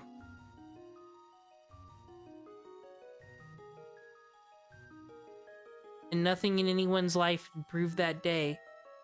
That's how it went with Thinno.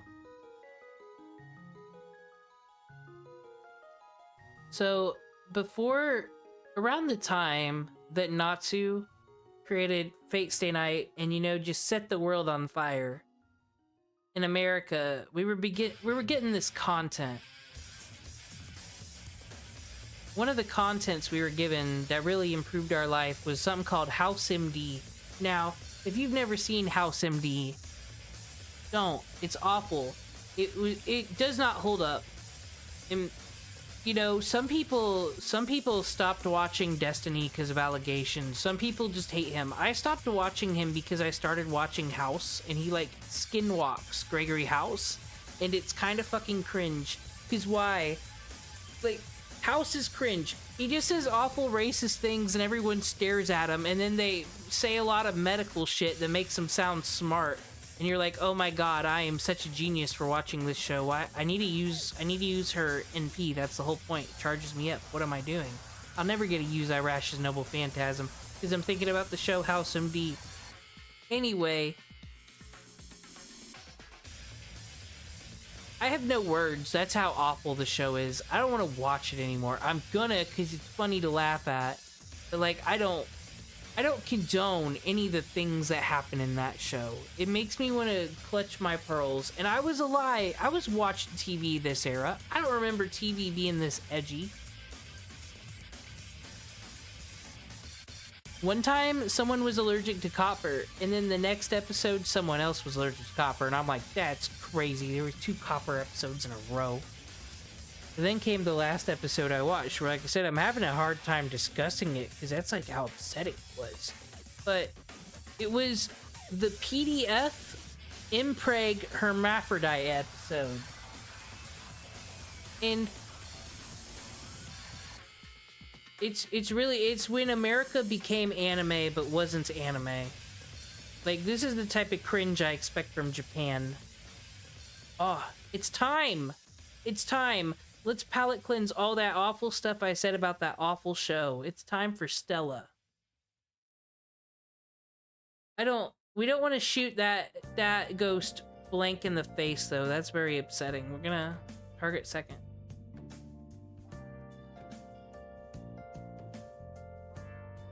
I apologize.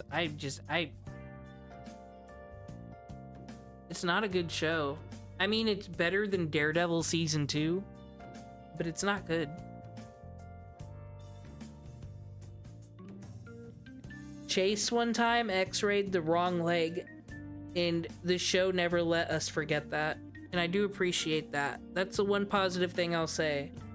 When someone's a goober,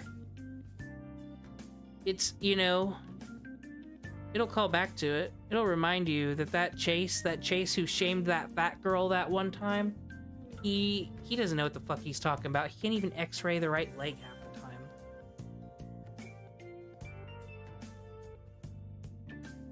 John d'Arc, I apologize that your bond intensified while we were talking about a horrible, horrible fucking soap opera show. You got burned at the fucking stake for serving your country to further a first world where people watch awful doctor shows on TV. I apologize, French people.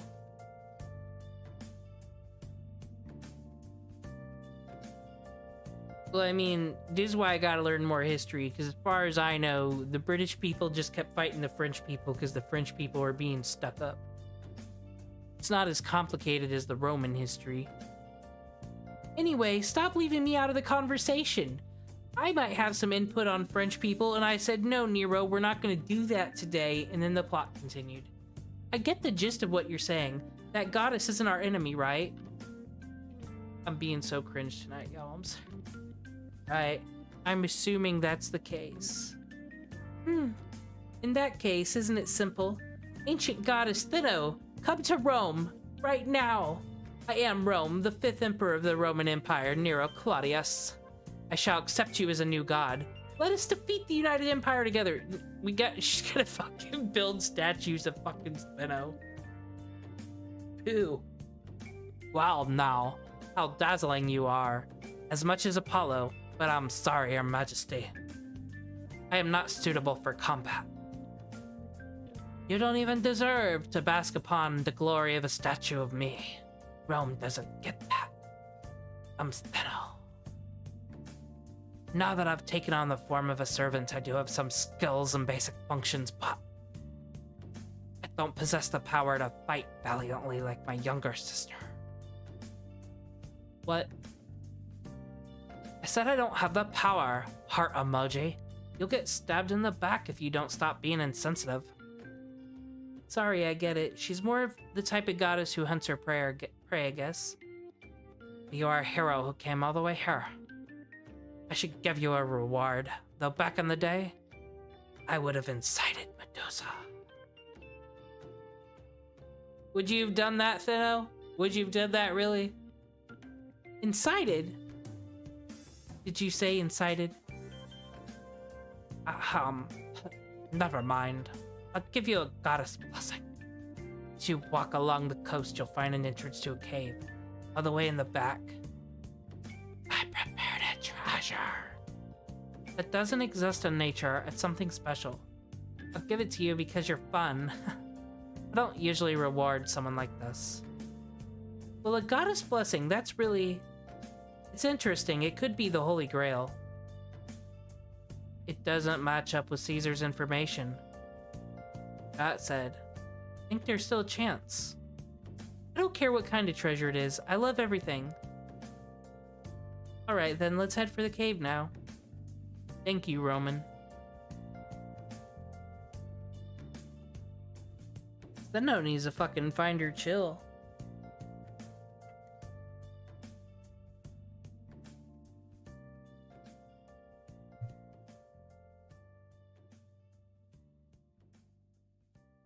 I think I will finish section 9 and then section 10. I'm gonna call it a night.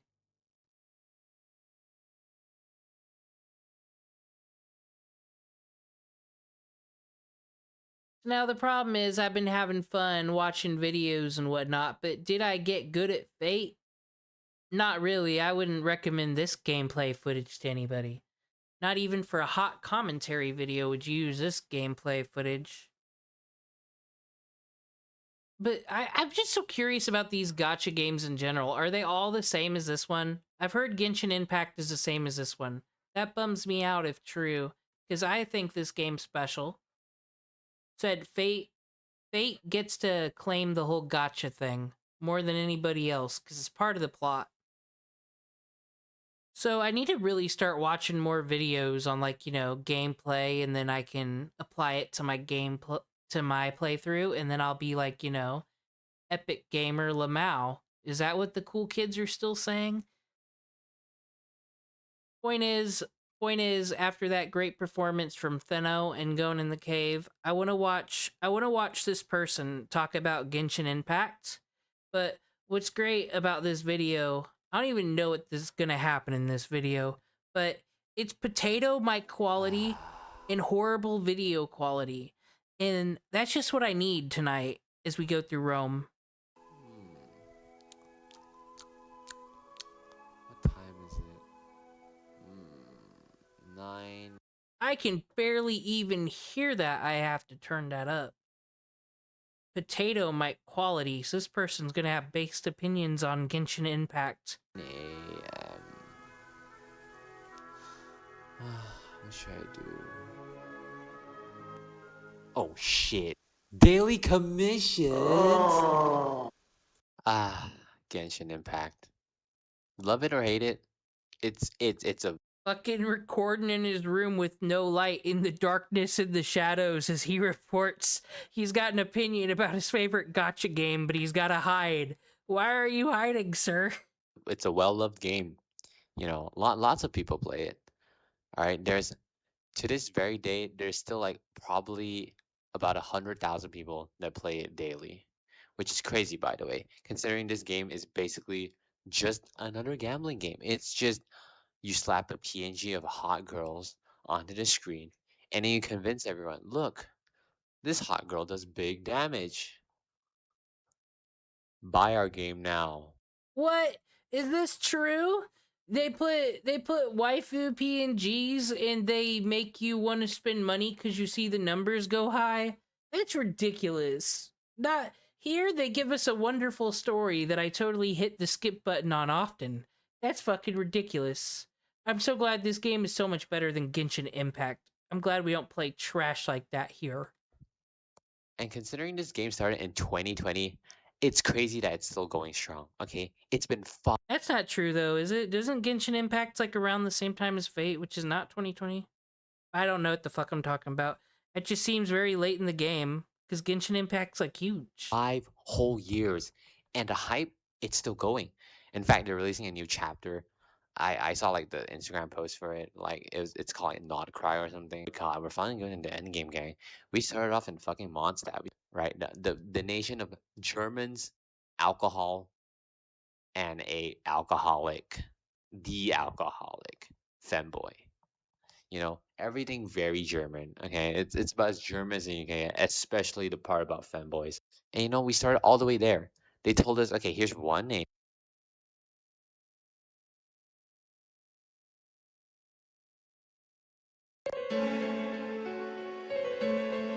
You know, everything very German. Okay, it's about as German as you can get, especially the part about femboys. And you know, we started all the way there. They told us, okay, here's one It's nation. scary. I'm There's scared. 6 I more don't to even know come, what and we I'm were like, oh my god, hearing. it's never gonna happen because Just an Mondstadt was already innocent so girl. big back then. We were already blown away by how amazing Mondstadt was. And now we're almost there. We already got the 4 to 5 other nations. We only have 2 more to go. And so it really begs the question, how the fuck is this game so popular? A game like this, it should have faded into obscurity. In fact, the entire genre of gacha should have faded into obscurity a long time ago. All right, if Fate or like some of the older gacha games like Pokemon, I count as a gacha, but if some of those things are to show, they're not doing that well. They weren't doing that well all the way up. What? You guys, that's not true. This is the most popular mobile game of all time. We know this. Give Aniplex your money and your support, and we'll get Fate Strange Fake. And they love us as customers. Did you see how many Saints Quartz they gave me today just for showing up? Don't believe this guy's propaganda for a moment. God. Can't believe he's saying these words. But this is fake news. What is this? Fake Grand Order under Naruto Mobile? Fake fucking news. My god. I'm disgusted. I'm putting on my fucking disgusted face. Up until like 2021 to 2022. Stuff like Reverse 1999, Love and Deep Space, the entire ass Hoyoverse company would have existed if it wasn't for Genshin Impact. Genshin Impact was the catalyst, right? Which is crazy. And so when Genshin Impact came out, it was the most refreshing thing in a while. Holy shit. Open world RPG plus gambling? What do you mean I can play Minecraft and like open like gamble boxes at the same time? That's insane. It's not like there's a whole ass server for it, but like that's not the point. The point is it was innovative, it was new, it was refreshing, and everyone fell for the bait. Okay, everyone saw this Breath of the Wild copy and was like, oh my god, colorful screens, colorful colors, holy shit, hot characters, hot men, hot girls, oh my god, big titties. Gacha games were simple. They were just, here's hot woman on screen, here is text dialogue. What's the combat system like? It's basically just card system. You might as well play D&D, all right? And next he's gonna tell me that Santa Claus isn't real and those VTubers don't really love their whole audience. My gosh, the negativity here. Is this what I sounded like when I looked at the VTubers? This game's great. You see, this here is Caligula. I watched a video earlier that explained he murdered a whole bunch of people in front of other people and he made it cheer so he could behead them next. He's a husbundo. Isn't that great? You don't get that from Pokemon gachas. Come on, this is different. Right, the only thing it does is for you is automate it and make the characters hot. Like, that's the only 2 benefits of it, all right? And of course, the fact that you get to pour endless amounts of money into it. And so, we fell into the trap, and we were in. You know, Mondstadt came, Liyue came, and we were like, this is fun. You know, everything's actually fun. The story's good. The animations are amazing. The graphics amazing. The gameplay so far is still amazing. And to this day, I argue is So he is a amazing. It's just that fan. we've probably gotten too tired of it because we've been playing this shit for 5 years. Like, let's be honest, right? If you're still Level fighting 120 in Gilgamesh. the How do you same like not? elemental system after 5 years, you get a little tired. Like, yeah, it's the course of every gacha game. You just put out too many characters. There's just too many different mechanics. Just power creep all over the place. It's just not fun anymore. It's the inevitability of gacha games. And so after that, I mean, it is true. That's why I'm coming back to this game after a while. I just put it down after a while. It got boring, and then I went and played Persona or something, and then I just pick it up once in a while. I'm not good at having routine and habits, though. It'd be nice just to play like 10 minutes of Fate Grand Order, but then you gotta use the AP. That's how they get you. They're like, you get all these great things by expending these things and get through the story. And then I feel like I've got to give the game all this time because I'm being wasteful. But thank God they got those Cobalt apples now. I just logged in today, rolled, got mad at my roll, bought some apples, walked away from it just so I could play here, I guess. But yeah, it gets kind of boring. that But you can make your own fun. You can put on a podcast and you can put yourself together a narrative on why Sparta over here, whoever over here, I forgot his name, I'm gonna be real, and then Gilgamesh and John d'Arc are all hanging out fighting skeletons. There's gotta be a reason for it. Can't just be that we're here helping Nero out. Oh no. it was all downhill. I mean, to be fair, on paper, it wasn't that much downhill. If you look at the statistics, they're not bad. Genshin's not exactly doing horrible. Genshin's doing really well. Like really, really well. It's like they're earning a lot of money. So much, in fact, that whoever's fucking putting money. Are these games really doing that bad though? Because like they keep making events and whatnot. They keep making welfare servants. They keep making you a reason to log in. Into power plants, into nuclear research. Do you know how much a game company has to make in order for them to invest into fucking nuclear energy? What the hell is going on with Hoyoverse? I mean, it's China, I guess. But even though we all say Genshin Impact was downhill from Liyue, they're making money. Okay, they don't care. Commercially, it's a success. Emotionally, no. What the fuck was Emotionally. Inazuma? Inazuma was some of the worst shit ever, right? You had Mondstadt and you had Liyue. It was like a steady progression curve. And then when it went to Whether this guy is right or wrong, like I said with videos like this, the joke is why. Why are you in the dark shadows with your potato mic quality being like, you guys, I gotta tell you, Genshin Impact, I'm beginning to think they just want to steal their money. It's like what I'm doing, but I'm not hiding in a dark room. I at least got Gilgamesh here without a shirt. That's something. I don't know why you're hiding, sir. Why are you hiding in the shadows when talking about your gotcha games? Why are you hiding? Inazuma, everything just went to shit. Everything just got so much more harder for no fucking reason at all. Okay?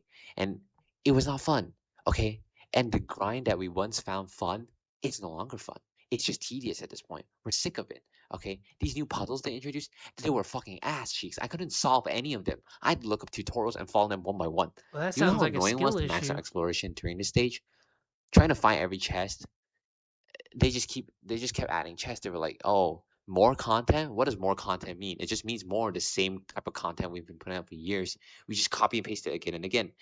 Oh, we're keeping the game fresh. We're like giving you new mini games all the time. No, it's not. It's just the same old mini game, just reskinned. And even when it's in Did he redub over his audio? Cause he kind of seems angrier than his voice. Like he's getting expressive, but he could also be just trying to keep it down because you know parents.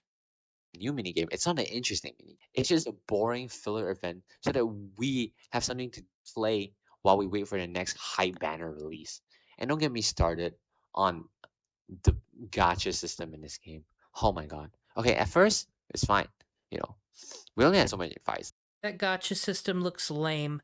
There's no swords here. Just pretty art of child murderers and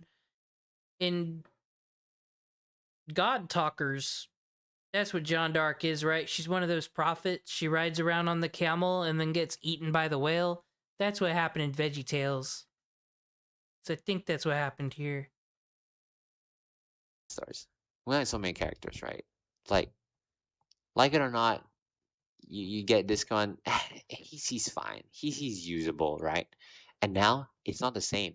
There's like 60 different characters. And the meta just consists of 5. It's like America all over again. What next, huh? Genshin Impact collabs with Trump, bringing you tariffs to Natlan. And it's just getting worse and worse and worse. They brought politics into the gacha.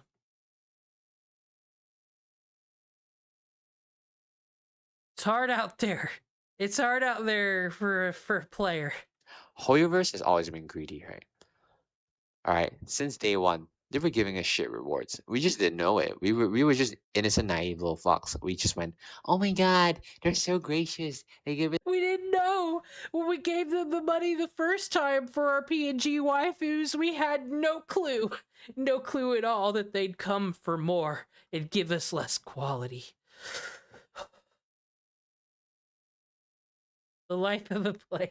Miss 30 Primo Gems. We weren't able to do basic math back then. Couldn't do anything Now, to save us. we've grown up. We've mastered the ways of arithmetics. We know how to put 1 plus 1 together. We now know that if you give us 30 Primo Gems every time we complete 1 battle, and the event has only 6 battles, we can pull a grand total of 1 time. That's right, folks. Completing a whole ass event only gives you 1 whole pull. And they've been doing this for years and years and years, and they still haven't changed it. So, though, when you all say pulls, do you mean like if I use 3 Saint Quartz or a summon ticket, does that count as a pull, or does getting to 10 all at once count as a pull? Because, like, the whole event, do they have story like this going on? Do you gotta read all that and you get like 1 Saint Quartz? Or like, do you get like 30 Saint Quartz? And despite our complaints of 9 of rewards, they still haven't done it. Well, that just sounds horrible. Who is playing this game? The waifus can't possibly be as hot as these. Look at Nero. She's got a fucking Soul Calibur sword. What more do you want? And you know, some people might argue, oh, that makes the game good. Like, it makes it so that the resources are properly cherished and properly used. No, that's not properly cherishing your resources mean. That's just simply being stingy and like forcing people to be whales. It's not even a question, right? And so all this combined has made Genshin this terrible shithole of an experience. But like I said, we're in the trap. I've heard the opposite opinion from somewhere, that someone said now's the best time to play gachas because, like, since all the lame people left and all the people that thought they were cash grabs, all those gachas are over. Like, everyone has to bring quality now to compete. Like I said, it doesn't... He says these games are doing horrible. Maybe that's just because of worser economies and less people spending fun money, I don't know. But they still seem to put a lot of effort into all the events. I'll give it that cred. What have we done to this game? You know, we spend money, we spend time, fucking we spend Chimera. soul-crushing effort during Full Metal MCO Alchemist times. shit here. And now, what do we Killing have someone's left? daughter today. That's why Caligula's We're here. haunted by the nightmares of daily commissions and completing events and waiting for the next banner. We're stuck in this, guys. We're stuck in it. It's like fucking drugs, okay? It's like fentanyl. Okay, I'm stuck. I can't stop playing it, but I hate it. I hate it so much. It makes my arms shake. You know, it makes... Would you rather do heroin or Jolter? You had to choose between the two. Makes my fucking... Yeah, I can't Why'd stop I ask playing it. that? I can't. I can't. I need to let go. Please, please. I want to stop playing it so bad. I want to move About on to the heroin next with game. cocaine. But instead, I just fall into Cocaine's this hole. expensive. It It's means called you're rich. It means you've quit made it. Genshin for a short while, right? Pick up a new Hoyoverse game, okay? And be like, you know what? This is the one. This is the one that will make me quit Genshin. But no, instead I quit that game and instead I go back to Genshin. It's a prison, man. This fandom is a prison. This fandom is a prison, man. You can never escape from it. And with Not Cry, you aren't escaping from it, bro. Everyone's gonna be like, oh my god, this is the one. This is the hyped story. And it's gonna be Natlan flopping all over again. He had time to edit all these fun little memes in here, but he didn't have time to, like, obviously not record when his parents were home. So gang, in conclusion, don't play gacha games. Just don't play gacha games. Oh. Oh, my Cookie Run Kingdom arena is done. No, don't give him money. He's gonna spend it on gacha. He just said don't play those awful games. We can't support that. We can only support Fate Grand Order. As Gilgamesh told us to, because he is our king and our lord, and we are nothing but mongrels.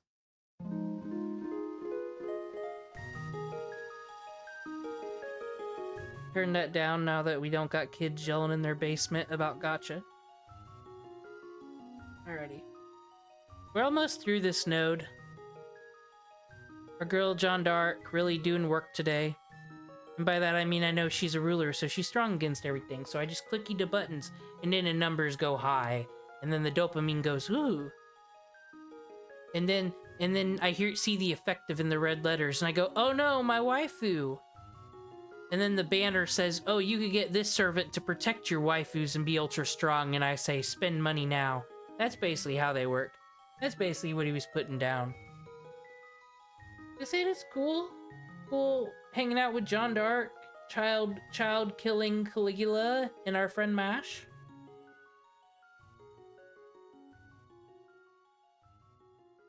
I can't begin to think of a better evening.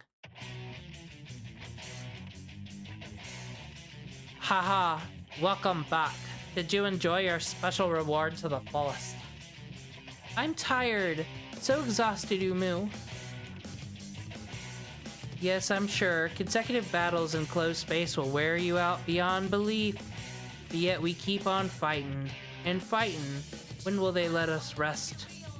Mash, calm down. I'm totally wiped out too. Stop being so selfish. Yes, I think you should rest a bit. She really is being a Morgana. This is like the third time tonight. She's like, you telling me to go to sleep. You're the designer, baby. You're baby. I'm grown up, Mash. I'm not cranky at all. God.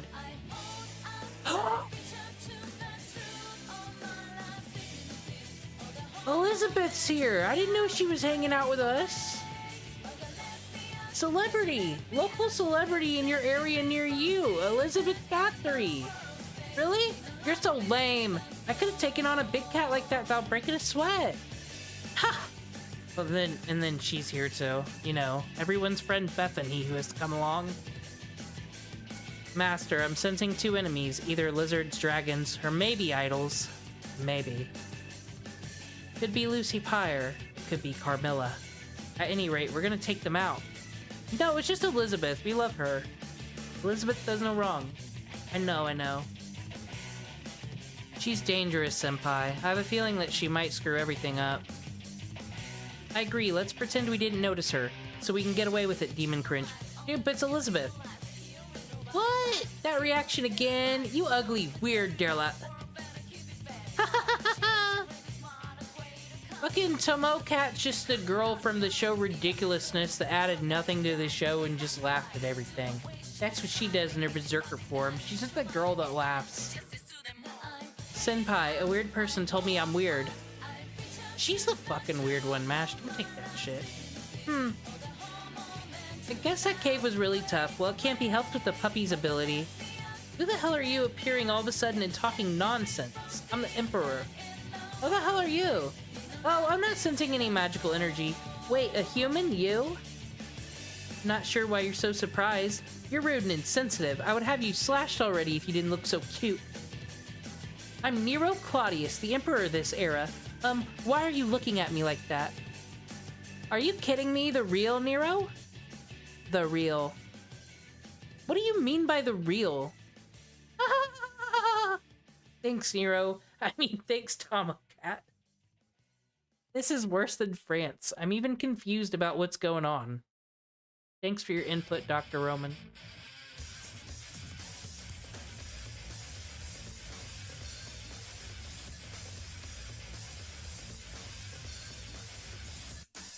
It's been an intense time in Rome tonight. This is the last node though. And you know what? Speaking of idols, we're gonna make a superstar team. Nero. Actually, get out of here, Nero. Superstars. Ibuku Doji over here looks like she wants to party. But what foreigner wants to party? Not Van Gogh, he's weird. Fucking mysterious hero in X Gundam. Who didn't give her a craft essence? Craft essence. Ruby! I don't know who you are, what you are, but that's just shameful. Why do you have the worst ascension for Draco? Fine, fine. Level 5. Who? Did you see this wailing? Did you see that? Level 5, level 120, level 5 Noble Phantasm. So they pulled 4 of these. I bet they record YouTube videos in the darkness of their room, hiding from their parents who were so disappointed in them. But they have a really good support server on Fate Grand Order, so it's cool. So cool. Anyway, as cool as our boy Romulus is, I don't even think we've run into Romulus yet. We haven't met him.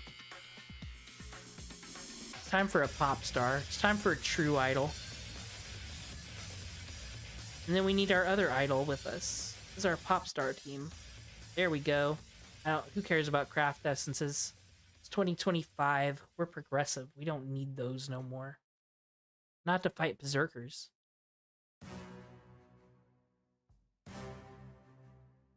Anyway, when I materialized in this world, I dragged these two with us.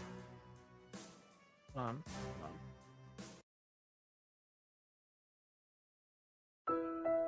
I know why, when I materialized in this world. I asked you. Listen to my story, Elizabeth Bathory. I was hanging out with Medusa and my other sister. And they said, you're gonna be a 4-star, but no one will like you.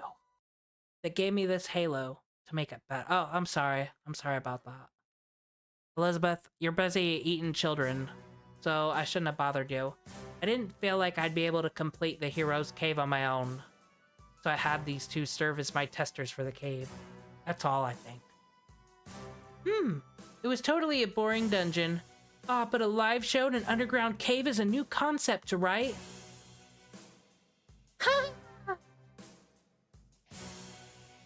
So you know, Elizabeth? What about this one? Ah! What are you even laughing at, you weird schizophrenic cat girl? No, we've never met. Although I know she's a servant. Ah!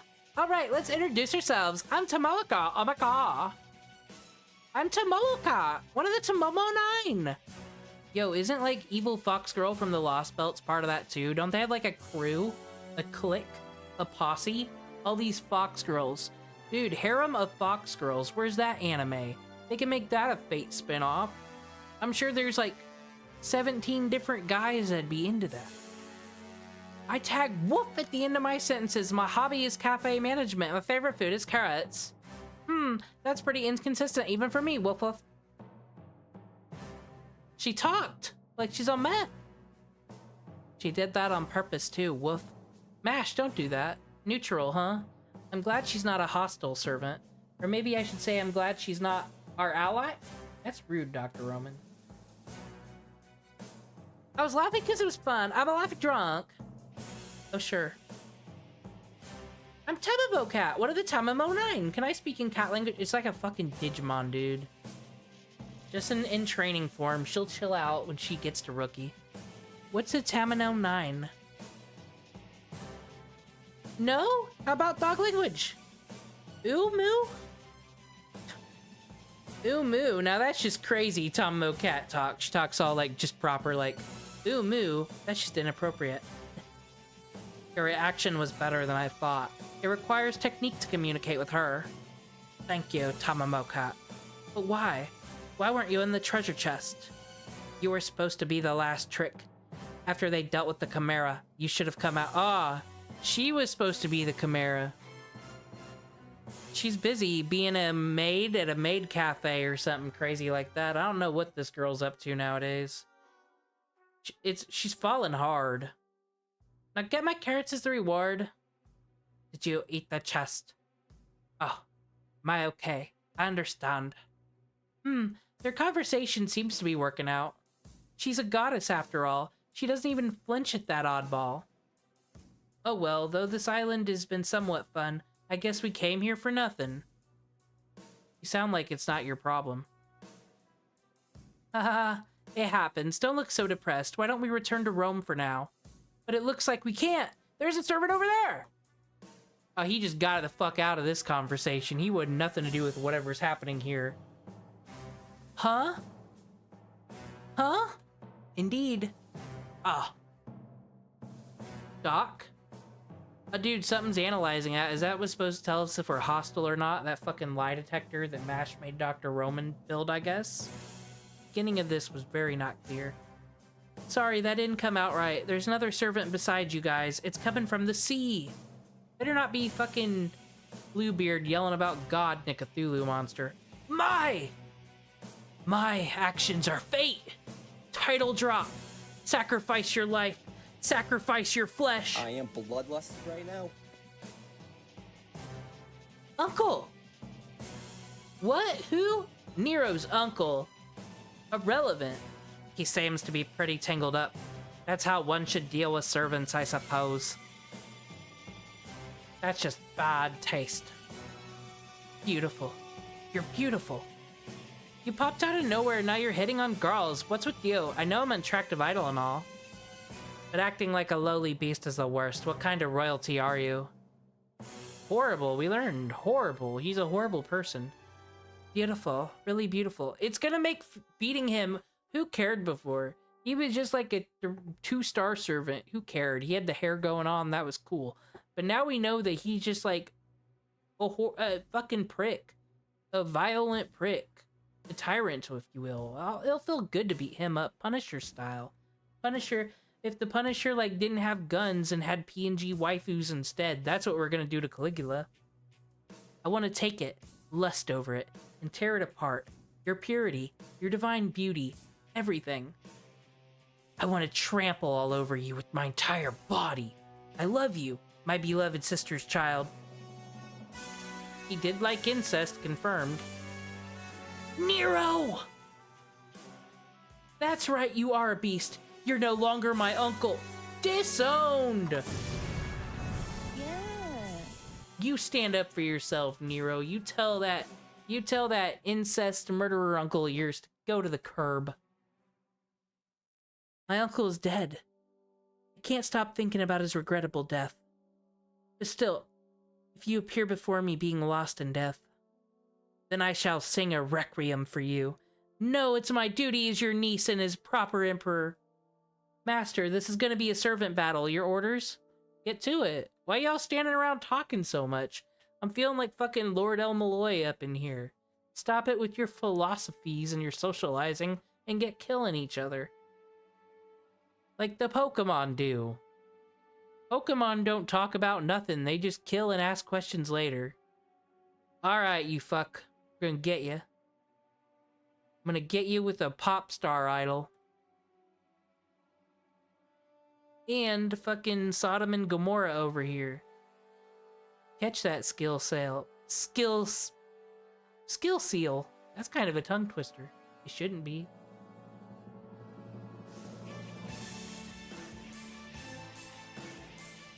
Fucking Buster. See, can we end this in one turn? I mean, it's Draco. 100, yeah. Level 120 Draco. Why'd you even show up, Caligula? Not against the Diva Squad. See, did you see how I got a reward for beating 10 Berserker servants? That's because I kicked him into the dirt so hard, they just gave me the other 9 Berserker servant rewards. 10x to my effort. Nero! Nero, my beautiful niece. You are so very beautiful. More so than the goddess of the moon. More than the radiance of the Holy Grail. He knows where it is. It's too late to torture him. What the hell? Let it away. Uncle. I've defeated the enemy Commander Caligula. I've slaughtered yet another pretender to the throne. What a splendid job. Thank you, MASH Demon Cringe. Well, technically, if they're like Caligula ruled before Nero, so technically she's a usurper by coming into their world where they all I don't know how the Grail affected this world. I'm gonna need a recap later. It was definitely something. Now I'll have to think of another reward. Anyways, you guys have saved me so many times. I can assure you that as a reward for the defeat of the United Empire shall be grand. I won't send a monster and say, here's your reward. Are you talking to me? Yo, not a servant, but a mere human. It's hard to keep track of sometimes. Sometimes they are like the actual person. Like, this is what Nero Claudius actually looks like in real world. But this fucking Steno here, that's what you look like in a gacha game. She's different. She's different than Nero. The queen of this era seems to be brave. You might actually be a proper hero. Oh, I wish you were a man.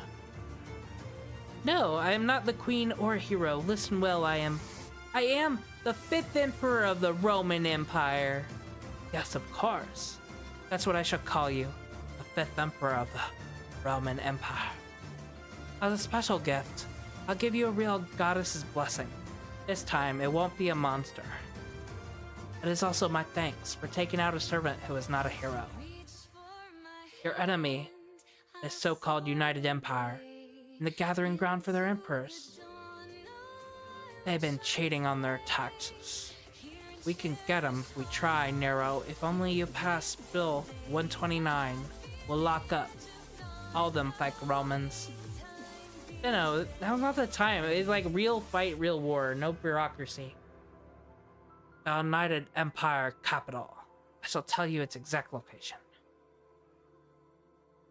This is an unexpected reward. Good thing we got into the cave, eh, guys? Really? Dr. Roman didn't do a fucking thing for us, dude. He's about to be like, another monster, and then double battle. Unprecedented in Fate Grand Order. Yes, that's right, sorry. Did nothing. Did nothing. Well, that applies to so many other people, too.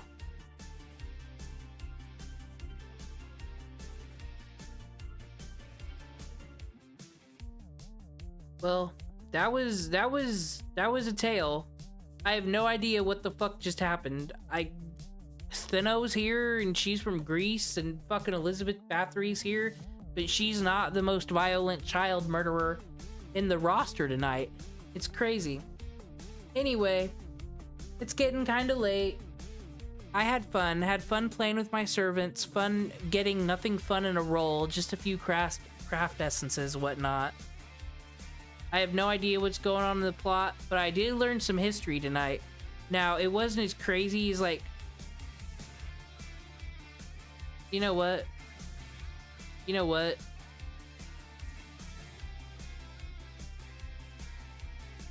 Don't tell anybody about this. I said we roll when we complete a singularity. I don't know where 37 Saint Quartz came from. Did I get that many tonight? Let's just pretend. Let's just pretend. I only had 7, okay? This doesn't count. You guys don't know anything about this.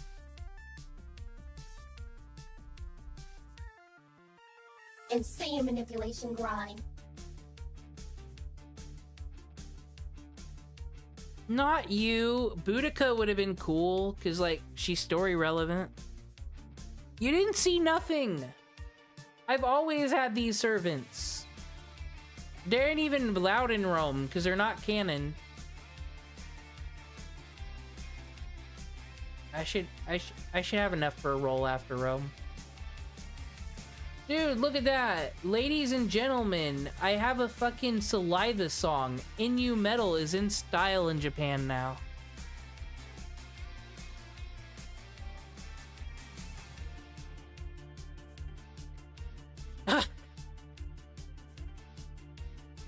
Aw, dude. They know it's old news. The real one's here.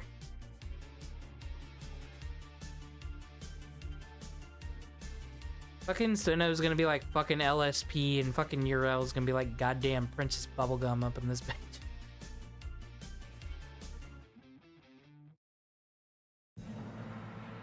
I'm a woman who can't do very many women voices. It's fucking pathetic. Hey, Deramond, I already got you though. This is a bullshit poll, isn't it? That's why we might as well pretend it didn't even fucking happen.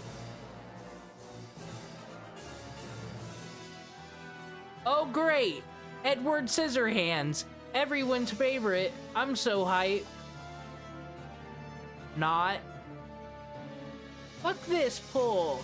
Why did I do that? Why'd you all let me do that? That was just a waste of everyone's time.